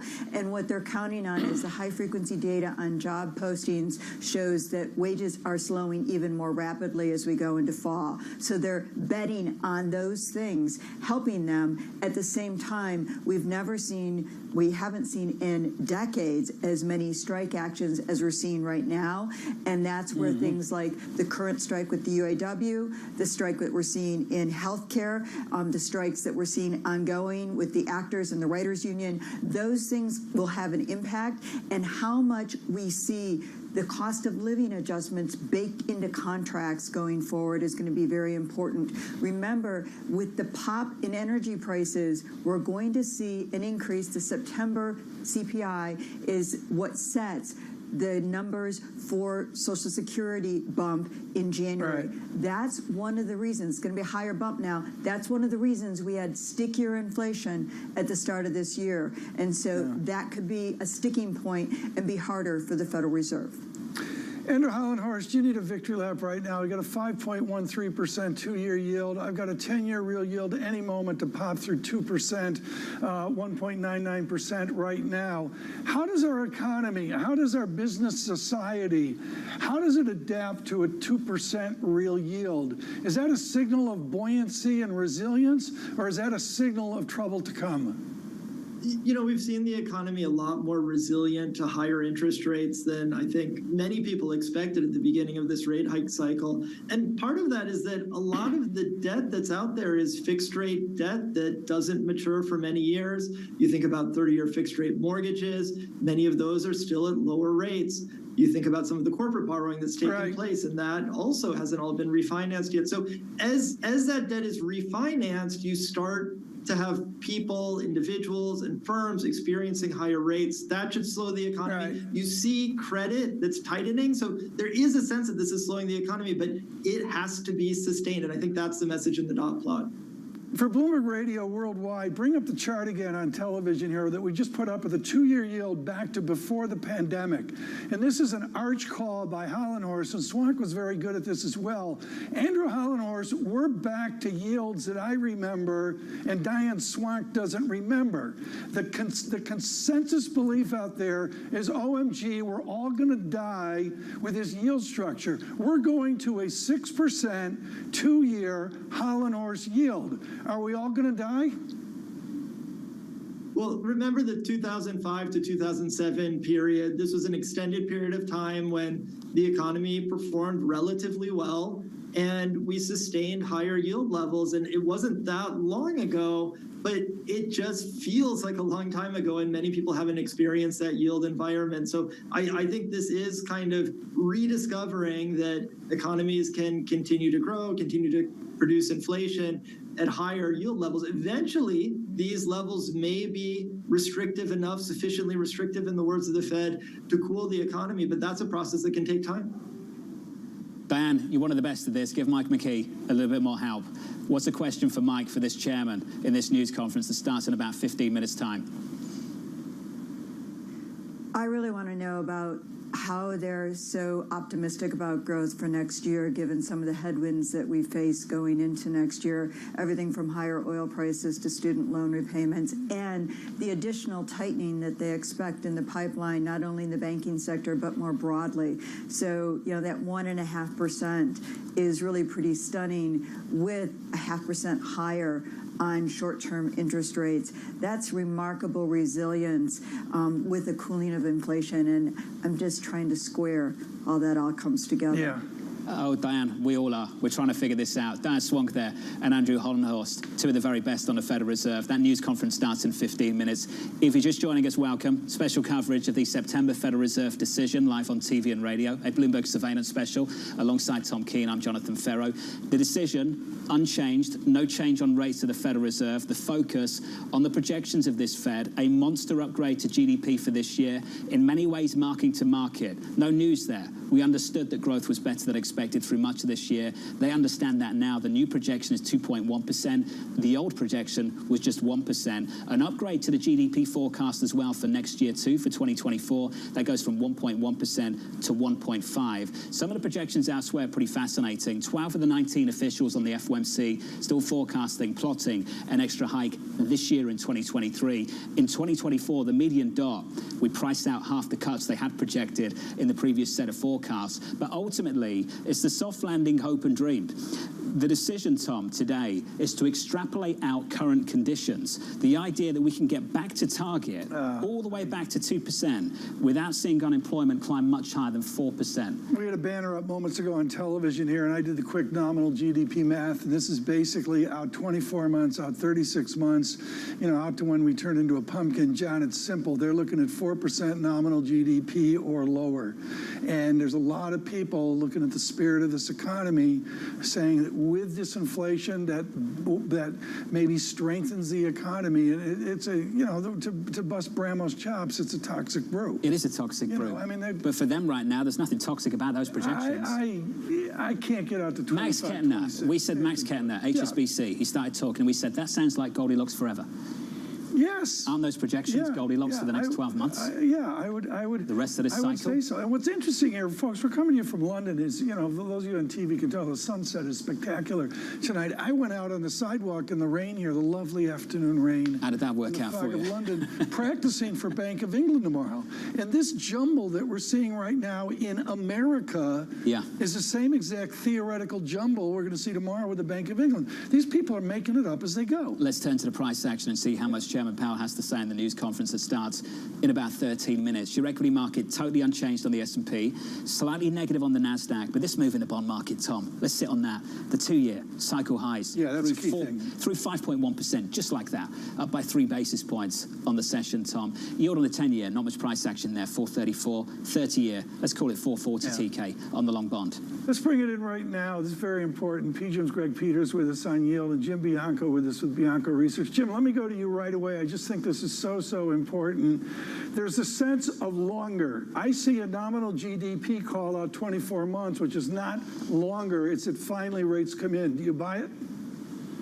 Well, I buy the idea that you want to be looking at GDP, nominal GDP, as being a benchmark for long-term interest rates, but I'm not buying this idea that nominal GDP is going to fall to the levels that they think. If I was to describe this confusion that we seem to have about this Fed policy, they're almost arguing that nothing of significance happened in 2020 and that we're going to return back to normalization, the word we like to use that's replaced transitory, and go back to something between 2010 and 2019 where we can have 2.5% real growth, 1% to 2% inflation, 4% nominal growth, and that would bring everything down and you'd have Goldilocks forever. But I'm not so sure that that's the case. I think that the economy has changed since the shutdown restart in 2020, and the Federal Reserve is still struggling to come to grips with that, and they're still thinking we're still in the last cycle. Greg, you've got to work with real money here. The decision to extend duration, to find the belly of the curve, all the other professional stuff you do at PGIM. Does the language and the nuance of the forecast and the dots, does that change your conviction in what you're doing with your portfolios? Well, I would say that we're finally getting what we've been thinking for quite some time, and that is higher for longer, right? The markets have been raging against this notion that rates will remain high. All the forward curves are pointing down, the dot plot pointing down. So I think this really throws cold water on that. And so for us at PGIM, we really think it's a higher for longer. We never felt the need to jump into duration. Maybe it's closer to that now, but more in the back end of the curve. So, look, I think the Fed delivered exactly what they wanted to, provide a hawkish sap that allows them to speak more dovishly and perhaps not move rates higher here. Greg, it's not just the high for longer message that jumps off the page of the SCP. It's the growth inflation mix looking out a year, 2 years, that they believe you can get back to target 2%, and unemployment's going to drift higher, maybe to 4%, and basically stop there. Greg, that has big implications for how you invest elsewhere, beyond rates, bonds, and to credit. Is that your outlook, that basically we can achieve back to target inflation, barely shaking up the labor market in any way, shape, or form? Well, it is very aspirational. There's no doubt about it. That is a Goldilocks type of outlook. If you have an environment where, rates remain higher, but growth is quite robust and inflation's coming down, I think that is a fantastic investing backdrop.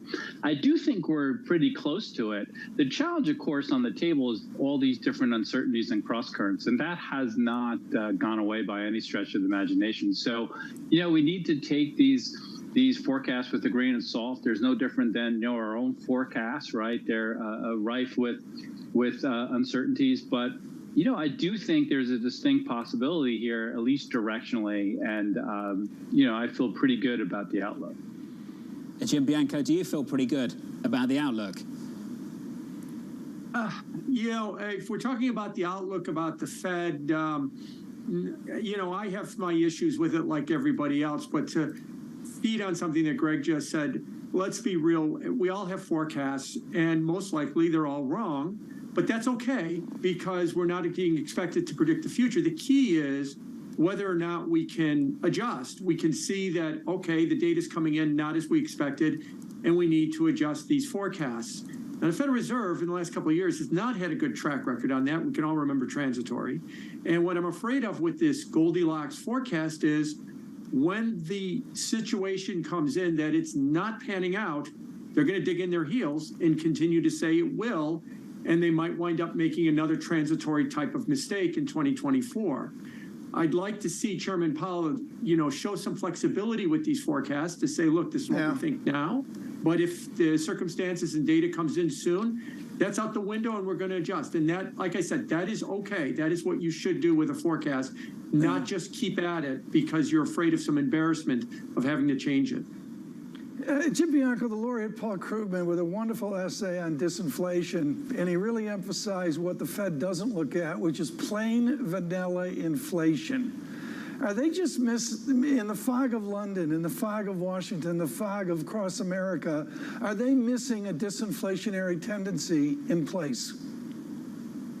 I don't necessarily think they are missing a disinflationary tendency. I happen to be in the camp that inflation on a year-over-year basis, I'm talking about headline CPI, has bottomed for the year. It's going to drift towards 4%, not much higher than that. Wow. Energy prices are going to be a big factor in that drift higher, and that will be enough maybe to give us that one more rate hike that they're looking for and to at least justify going from 4 to 2 cuts. next year. And I think that if that continues, that the December update of this plot will probably take those 2 cuts away as well. So I'm in that inflation is sticky camp, and that the Fed is going to have to come to the realization that they're not going to get close to 3%. So the disinflation that they're hoping for, that inflation comes down, the unemployment rate could stay at 4%. It's been described here as fanciful, and I would also be in that camp too, that it is fanciful, and we'll have to see whether or not that type of situation unfolds. John, moments ago, rounded up the 10-year real yield to 2%. This speaks to Dominic Constant-Mazzuo's idea of we are restrictive. Forgive me for thinking out loud, gents. There's a very, very simplistic approach to markets. You get economic information, data. You think about what it means for the Fed, and you trade accordingly. Now, Greg, I wonder if that's just changed off the back of these forecasts from the Federal Reserve. And let me go one step further and explain why. The first Friday of the month, we'll get a payrolls report. And if that payrolls report is hot, typically we'd sit there and say, well, labour market pressure, higher inflation, Fed has to do more work. But Greg, hasn't the Fed just told us, haven't they just de-emphasised the importance of the labour market to the inflation conversation? Jonathan, I think that's putting way too much emphasis on the SEP and the forecast. I mean, at the end of the day, we're in this data-driven world. The Fed is trying to balance that out. And I think the markets, given the fact that we're in this data-driven world and we're not getting what we're wanting in terms of clarity out of the Fed, we're relying a little too much on this data release. So I don't think anything changes. I think if the data change, I think the Fed policy changes. And, you know, it's also important to remember 2 things. One is that, you know, they don't have inflation going down to, 2% until 2026, which is, quite some time from now. And then 2, we just had a massive revision of GDP in this year. So, let's use that as kind of a reminder that forecast error is really quite high here. Jim, what are your thoughts on the same question? Yeah, if I could give you a cynical thought, that is that let's see if we even get a payroll report on October 6th, because if we have a government shutdown, the BLS is closed, and Mike McKee's sitting in front of an empty building on that morning. So leaving that aside, I do think, though, that if you're talking about the payroll report, the consistency about it it's been much stronger than we've been looking at for the last 14 to 18 months or so. All but something like 2 or 3 of the reports have been above consensus. And that seems to be the trend that I would think would stay in place. And if we see those kind of numbers come in, it's going to push everybody firmly into that, away from that Goldilocks and into that higher for longer camp as well. We got to make some money to get home here, John Farrow. Ian Lingen, the screaming buy of the 10-year yield, just says this is a Fed doubling down on soft landing. Mr. Lingen, of course, at BMO Capital. Greg Peters, if they're doubling down on soft landing, for you at PGIM, is the 10-year yield a screaming buy? No, I don't quite understand that logic, to be honest with you. I mean, what that would presuppose is that you'd have a healthy dose of cuts in response to that soft landing. So, no, I think yields are relatively range-bound here. I don't really see a big move either way. Yeah, it does look a little oversold. There's some technical dynamics, but ultimately on a medium-term basis, it looks pretty fair value to us. So I don't think the bond market, investing in the bond market is not about capital appreciation. That is a pre-pandemic trade. It is about roll and carry. And so, no, I don't expect it as a screaming buy. With that in mind, Greg, if there's a pool of money, people sitting at home right now, they're sitting on the front end, they've been told by a couple of people that they should worry about reinvestment risk in the next 6 months and allocate accordingly further down the curve. Are you saying relax, patience, you're fine where you are? Yeah, so I've been saying that the whole time. No one wants to listen to it, right? I think there's been this tendency to jump back into the pool because these higher rates are going to evaporate. What the Fed has told you today, what the markets are finally starting to respond to, is that, no, these rates are actually around here for a while. So, so I don't think there's any reason to rush. And so we like duration, but we wouldn't go hell's bells. Sorry. And let's fold this into Jim Bianco. I mean, John, it's just simple. Bianco was way out front with this idea of defining what longer looks like with a 10-year yield, and he's in the camp with Greg Peters. Hey, Jim, this was great. Jim Bianco, together with Craig Peters. Thank you, guys. Going into this Federal Reserve news conference with Chairman Powell in about 90 seconds' time. I can tell you the 2-year, the high of the session, 514.80. We've backed away since then, Tom. We're up by 2 basis points to about 511 at the front end of the curve. For those keeping score, the third week of August 2007 is when the follies began. And there is a headline in the Bloomberg now of a 2-year yield back to 2006. Lapels were wider in 2006. John, I can honestly say, I guess I would, say historically, someday you're going to revisit 2006. Did I think we'd see it off this pandemic now? Never. At the front end of the bond curve? No, this is a big deal. And again, I'm going to go, folks, from the nominal yield that we're all living. What does this do to mortgages? And I'm going to go to the real yield analysis, printing 1.99 up to 2% right now. We've spent 30 minutes or so, Tom, talking about these forecasts from the Federal Reserve. Any moment from now, Chairman Powell's going to walk into the room, stand behind that podium and deliver his statement and take some questions. On those forecasts, let's reflect on the Mike McKee question of the day. How much confidence do you have in anything that you were telling us today? Well, and Greg Peters said it. We're putting too much emphasis, Tom, on those forecasts from this Federal Reserve. This is the Latin mumbo-jumbo of ex ante and ex post, and there's never been this much ex post, this much data dependent. I think we're going to hear that across 3 central bank meetings through the week here in London. These people are living ex post because of pandemic, because of a massive fiscal stimulus in the United States, not in every jurisdiction, a war in Ukraine, the endless litany that we have. But the heart of the matter is we're ex post. The Chairman Powell walks into the room at the Federal Reserve on the September decision. My colleagues and I remain squarely focused on our dual mandate to promote maximum employment and stable prices for the American people. We understand the hardship that high inflation is causing, and we remain strongly committed to bringing inflation back down to our 2% goal. Price stability is the responsibility of the Federal Reserve. Without price stability, the economy does not work for anyone. In particular, without price stability, we will not achieve a sustained period of strong labor market conditions that benefit all. Since early last year, the FOMC has significantly tightened the stance of monetary policy. We've raised our policy interest rate by 5.25 percentage points and have continued to reduce our securities holdings at a brisk pace. We've covered a lot of ground, and the full effects of our tightening have yet to be felt. Today, we decided to leave our policy interest rate unchanged and to continue to reduce our securities holdings.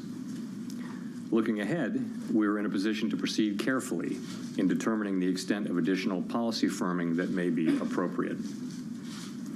Our decisions will be based on our ongoing assessments of the incoming data and the evolving outlook and risks. I will have more to say about monetary policy after briefly reviewing economic developments. Recent indicators suggest that economic activity has been expanding at a solid pace. And so far this year, growth in real GDP has come in above expectations. Recent readings on consumer spending have been particularly robust. Activity in the housing sector has picked up somewhat, though it remains well below levels of a year ago, largely reflecting higher mortgage rates. Higher interest rates also appear to be weighing on business fixed investment. In our Summary of Economic Projections, or SEP, committee participants revised up their assessments of real GDP growth, with the median for this year now at 2.1%. Participants expect growth to cool, with the median projection falling to 1.5% next year. The labor market remains tight, but supply and demand conditions continue to come into better balance. Over the past 3 months, payroll job gains averaged 150,000 jobs per month, a strong pace that is nevertheless well below that seen earlier in the year.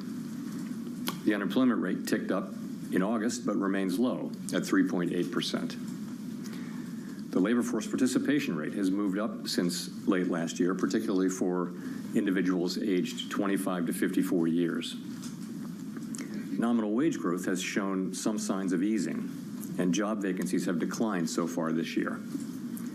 Although the jobs to workers gap has narrowed, labor demand still exceeds the supply of available workers. FOMC participants expect the rebalancing in the labor market to continue, easing upward pressures on inflation. The median unemployment rate projection in the SEP rises from 3.8% at the end of this year to 4.1% over the next 2 years. Inflation remains well above our longer run goal of 2%. Based on the Consumer Price Index, or CPI, and other data, we estimate that total PCE prices rose 3.4% over the 12 months ending in August, and that, excluding the volatile food and energy categories, core PCE prices rose 3.9%. Inflation has moderated somewhat since the middle of last year, and longer-term inflation expectations appear to remain well anchored, as reflected in a broad range of surveys of households, businesses, and forecasters, as well as measures from financial markets. Nevertheless, the process of getting inflation sustainably down to 2% has a long way to go. The median projection in the SEP for total PCE inflation is 3.3% this year, falls to 2.5% next year, and reaches 2% in 2026. The Fed's monetary policy actions are guided by our mandate to promote maximum employment and stable prices for the American people. My colleagues and I are acutely aware that high inflation imposes significant hardship as it erodes purchasing power, especially for those least able to meet the higher costs of essentials like food, housing, and transportation. We are highly attentive to the risks that high inflation poses to both sides of our mandate, and we are strongly committed to returning inflation to our 2% objective. As I noted earlier, since early last year, we have raised our policy rate by 5.25 percentage points. We see the current stance of monetary policy as restrictive, putting downward pressure on economic activity, hiring, and inflation. In addition, the economy is facing headwinds from tighter credit conditions for households and businesses. In light of how far we have come in tightening policy, the committee decided at today's meeting to maintain the target range for the federal funds rate at 5.25% to 5.5%, and to continue the process of significantly reducing our securities holdings.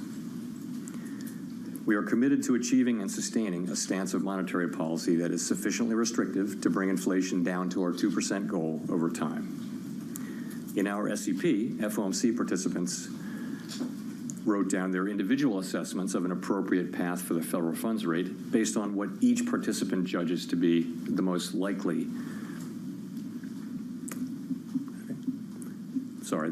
scenario going forward. If the economy evolves as projected, the median participant projects that the appropriate level of the federal funds rate will be 5.6% at the end of this year, 5.1% at the end of 2024, and 3.9% at the end of 2025. Compared with our June summary of economic projections, the median projection is unrevised for the end of this year, but has moved up by 0.5 percentage point at the end of the next 2 years. These projections, of course, are not a committee's decision or plan. If the economy does not evolve as projected, the path of policy will adjust as appropriate to foster our maximum employment and price stability goals. We will continue to make our decisions meeting by meeting based on the totality of the incoming data and their implications for the outlook for economic activity and inflation, as well as the balance of risks. Given how far we have come, we are in a position to proceed carefully as we assess the incoming data and the evolving outlook and risks. Real interest rates now are well above mainstream estimates of the neutral policy rate, but we are mindful of the inherent uncertainties in precisely gauging the stance of policy. We're prepared to raise rates further if appropriate, and we intend to hold policy at a restrictive level until we're confident that inflation is moving down sustainably toward our objective.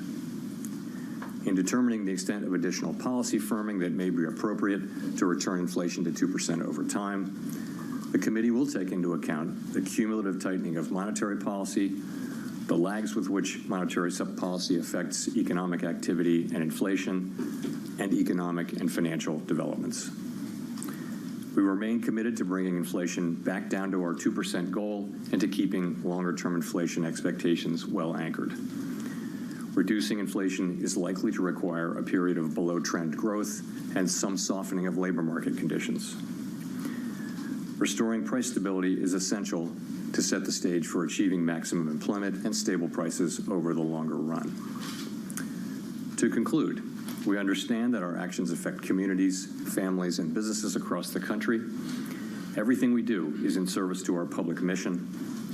We at the Fed will do everything we can to achieve our maximum employment and price stability goals. Thank you, and I look forward to your questions.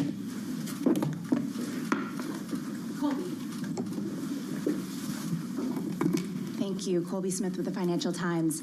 What makes the committee inclined to think that the Fed funds rate at this level is not yet sufficiently restrictive, especially when officials are forecasting a slightly more benign inflation outlook for this year? There's noted uncertainty about policy lags. Headwinds have emerged from the looming government shutdown, the end of federal child care funding, resumption of student debt payments, things of that nature. So I guess I would characterize the situation a little bit differently. So we decided to maintain the target range for the federal funds rate where it is at 5.25% to 5.5%, while continuing to reduce our securities holdings. And we say we're committed to achieving and sustaining a stance of monetary policy that's sufficiently restrictive to bring down inflation to 2% over time. We said that. But the fact that we decided to maintain the policy rate at this meeting doesn't mean that we've decided that we have or have not at this time reached that stance of monetary policy that we're seeking. If you looked at the SEP, as you obviously will have done, you will see that a majority of participants believe that it is more likely than not that it will be appropriate for us to raise rates one more time in the 2 remaining meetings this year. Others believe that we have already reached that. So it's something where we're not making a decision by deciding to about that question by deciding to just maintain the rate and await further data. So right now, it's still an open question about sufficiently restrictive. You're not saying today that we've reached this level. We're not saying, no. Clearly, what we decided to do is maintain the policy rate and await further data. We want to see convincing evidence, really, that we have reached the appropriate level, and we're seeing progress, and we welcome that. But we need to see more progress before we'll be willing to reach that conclusion. And just on the 2024 projections, what's behind that shallower path for interest rate cuts and the need for real rates to be 50 basis points higher? Right. So I would say it this way. First of all, real interest rates are positive now. They're meaningfully positive. And that's a good thing. We need policy to be restrictive so that we can get inflation down to target, okay? And we're going to need that to remain to be the case for some time. So I think, remember that of course, the SEP is not a plan that is negotiated or discussed really as a plan. It's accumulation, really, and what you see are the medians. It's accumulation of individual forecasts from 19 people, and then what you're seeing are the medians. So I wouldn't want to, bestow upon it the idea that it's really a plan. But what it reflects, though, is that economic activity has been stronger than we expected, stronger than I think everyone expected.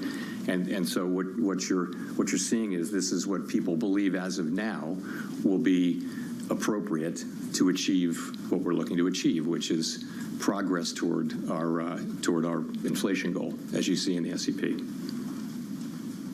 Thanks. Let's go to Rachel. Hi, Chair Powell. Rachel Siegel from The Washington Post. Thanks for taking our questions.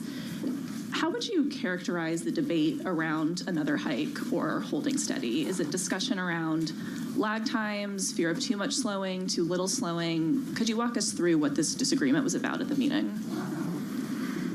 Yeah, so the proposal at the meeting was to maintain our current policy stance. And I think there was obviously unanimous support for that. But this, of course, is an SEP meeting, and so people write down what they think. And you have some, you saw, I think 7 wrote down no hike at this meeting, or between now and the end of the year, and I think 12 wrote down another single hike in one of the next 2 meetings that we have between the end of the year. So it wasn't like we were arguing over that. People were just stating their positions. And really what people are saying is, let's see how the data come in. we want to see, what we want to see. We want to see that these good inflation readings that we've been seeing for the last 3 months, we want to see that it's more than just 3 months, right?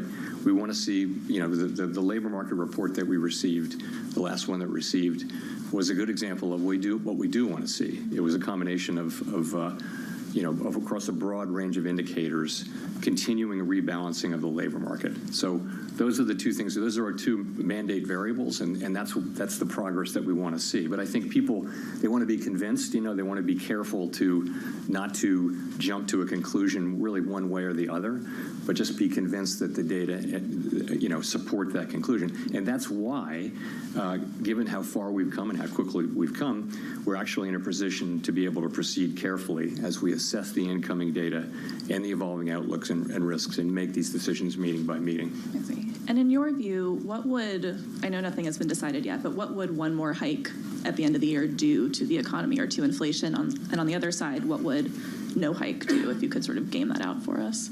So, you can make the argument that one hike one way or the other won't matter, but for us, we're trying, obviously as a group, it's a pretty tight cluster of where we think that policy stance might be, but we're always going to be learning from data. We've learned all through the course of the last year that actually we needed to go further than we had thought. If you go back a year and what we wrote down, it's actually gotten higher and higher.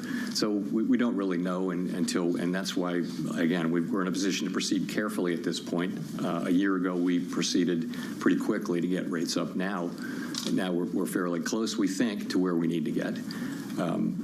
It's just a question of reaching the right stance. I wouldn't attribute huge importance to one hike in macroeconomic terms. Nonetheless, we need to get to a place where we're confident that we have a stance that will bring inflation down to 2% over time.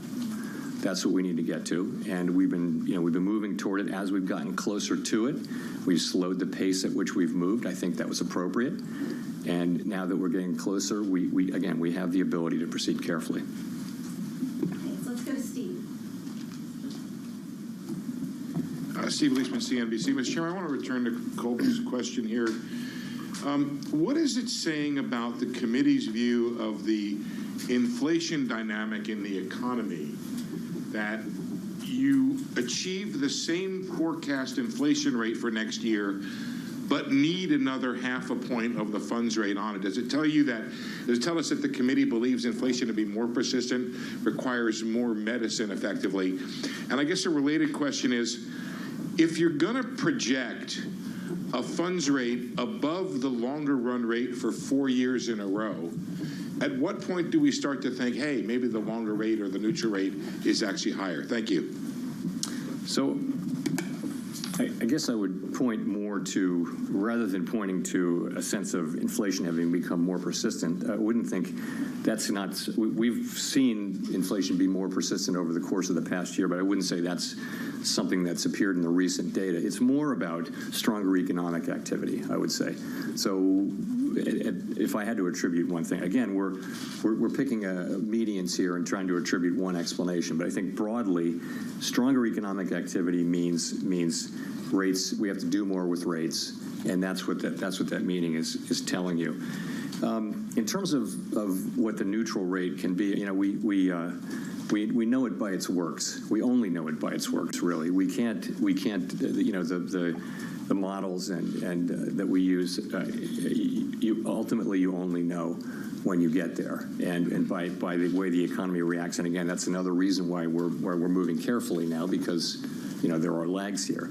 So it may of course be that the neutral rate has risen. You do see people.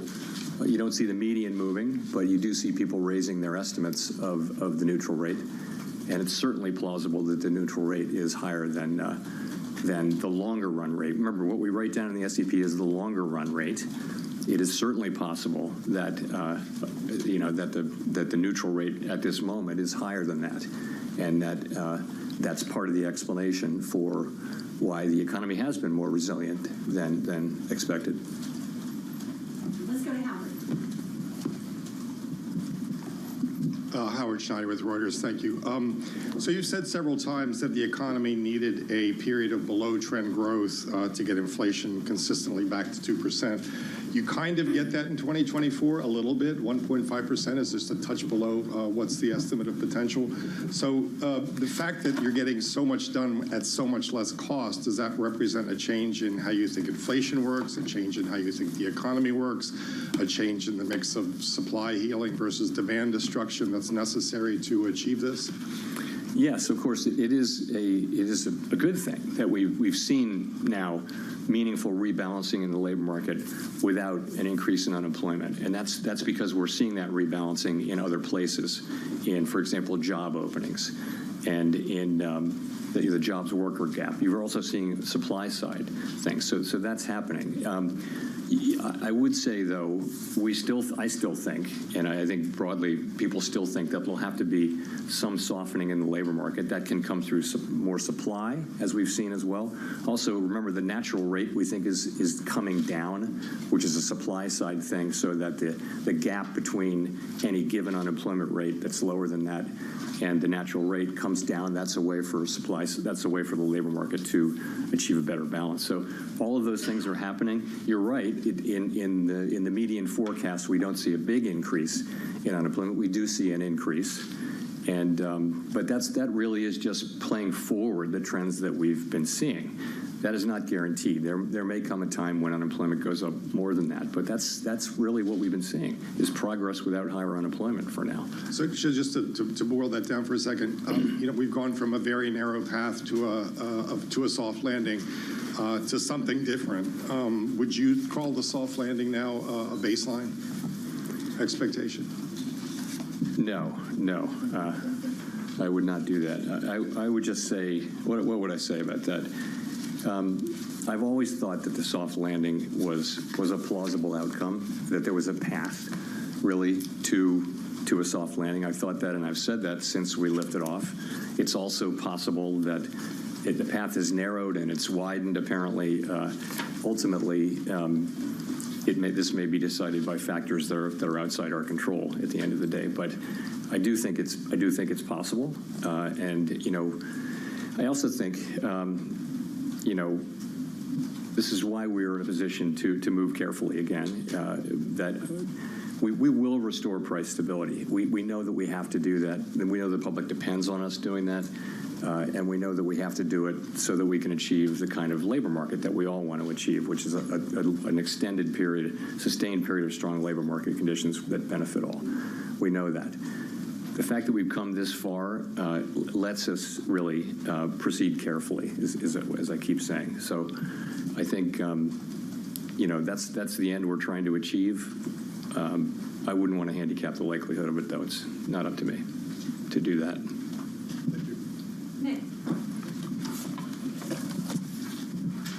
Nick Timmeros of the Wall Street Journal.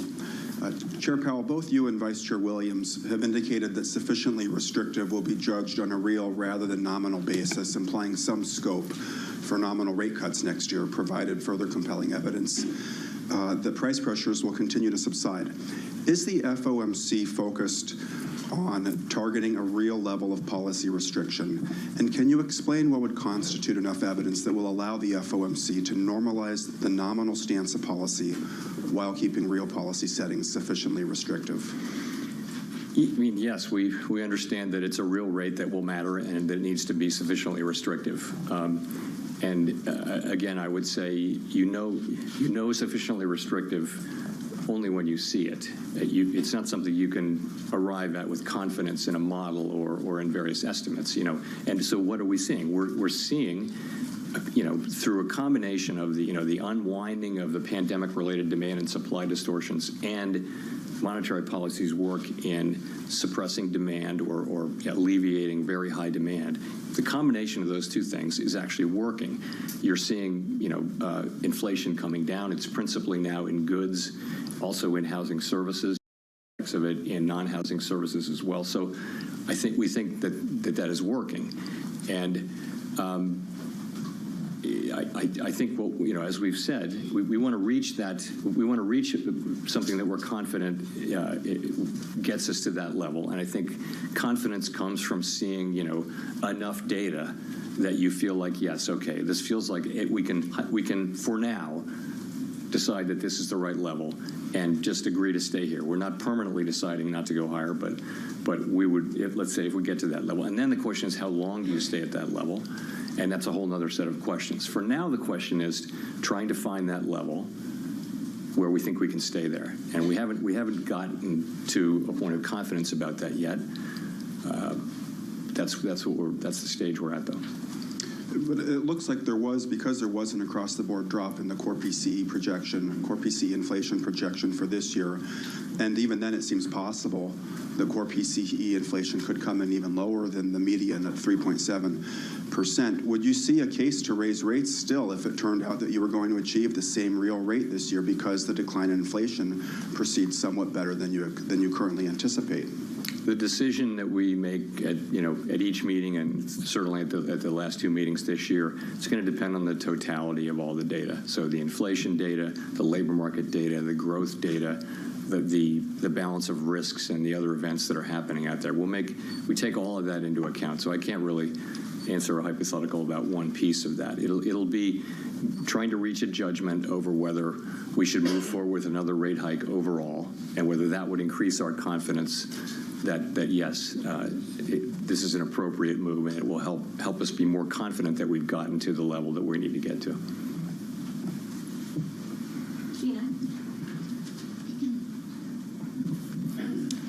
Thanks, Chair Powell. Following up on Nick's question, actually, John Williams, the New York Fed president, obviously, has said things to the effect of next year, as we see inflation, kind of, again, to Nick's point, as we see inflation coming down, we're going to need to reduce interest rates to make sure that we're not squeezing the economy harder and harder over time. And I wonder if that's basically the logic that you apply. Is that how you think about it? And then I also wonder, in the last press conference, you said something to the effect of, it's a full year out, those discussions, and people interpreted that to mean that you didn't see a possibility of a rate cut in the first half of next year. And I wonder if that was what you meant by that, or whether, how you're thinking about that timing.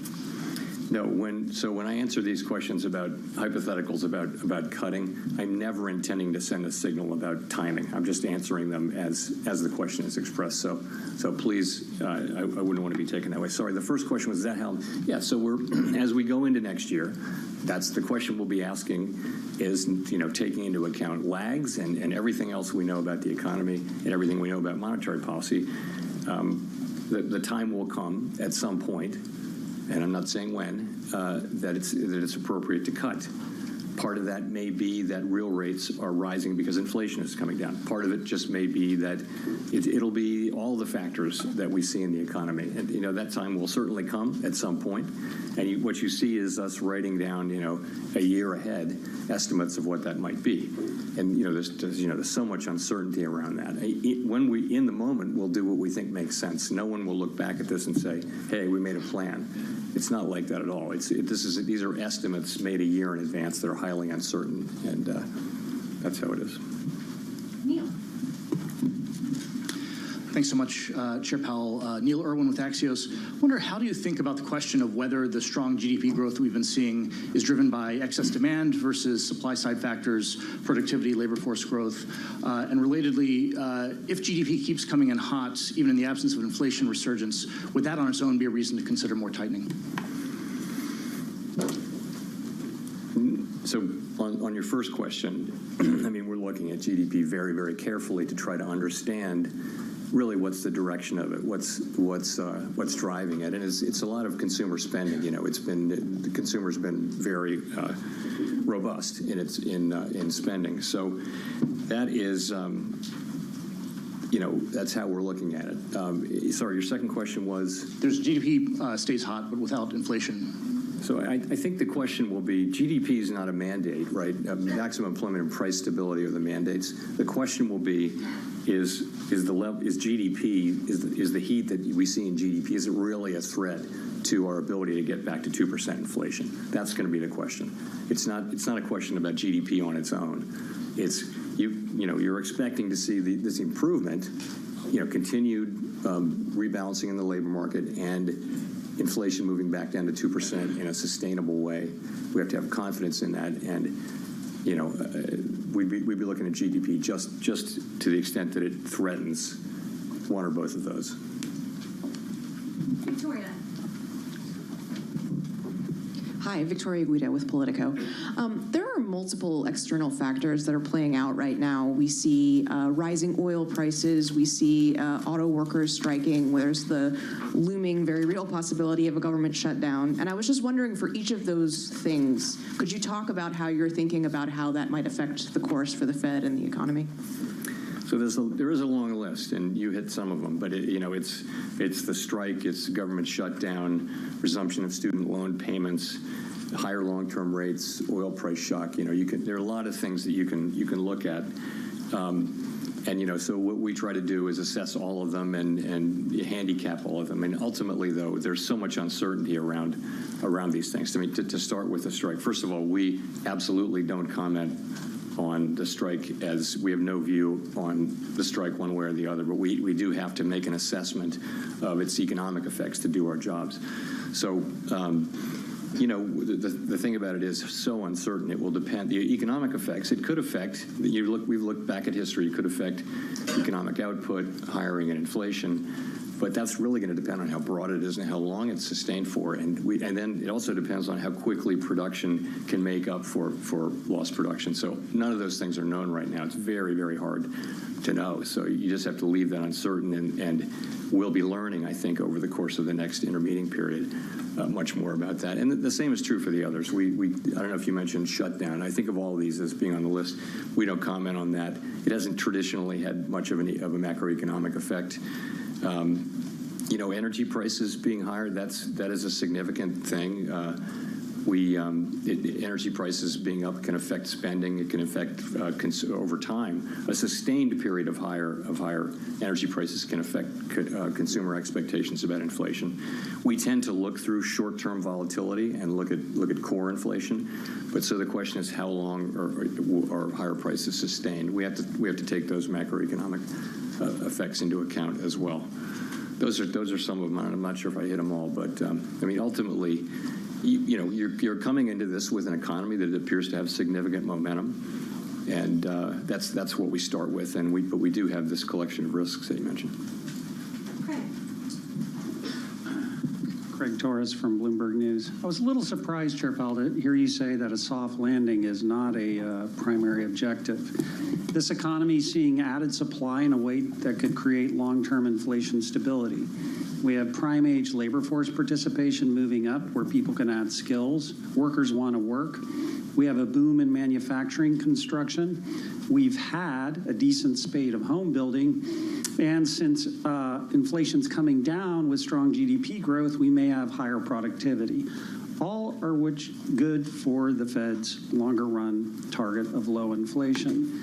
And if we lose that in a recession, aren't we opting for the awful hysteresis that we had in 2010?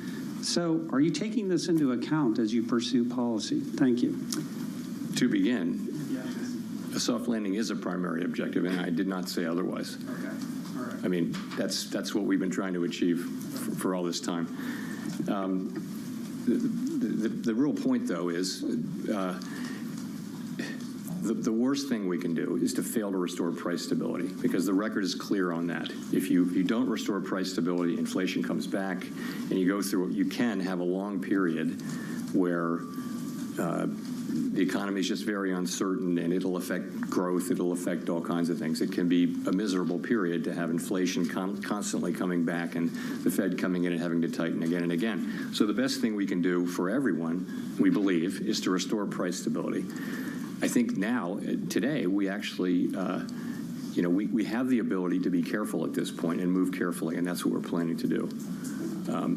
So we fully appreciate the benefits of being able to continue what we see already, which is rebalancing in the labor market and inflation coming down without seeing, an important, large increase in unemployment, which has been typical of other tightening cycles.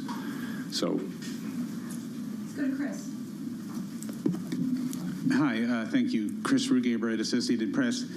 When you look at the disinflation that has taken place so far, do you see it mostly as a result of what some economists are calling the low-hanging fruit, such as the unwinding of supply chain snarls and other pandemic disruptions, or is it more a broad disinflationary trend that involves most goods and services across the economy?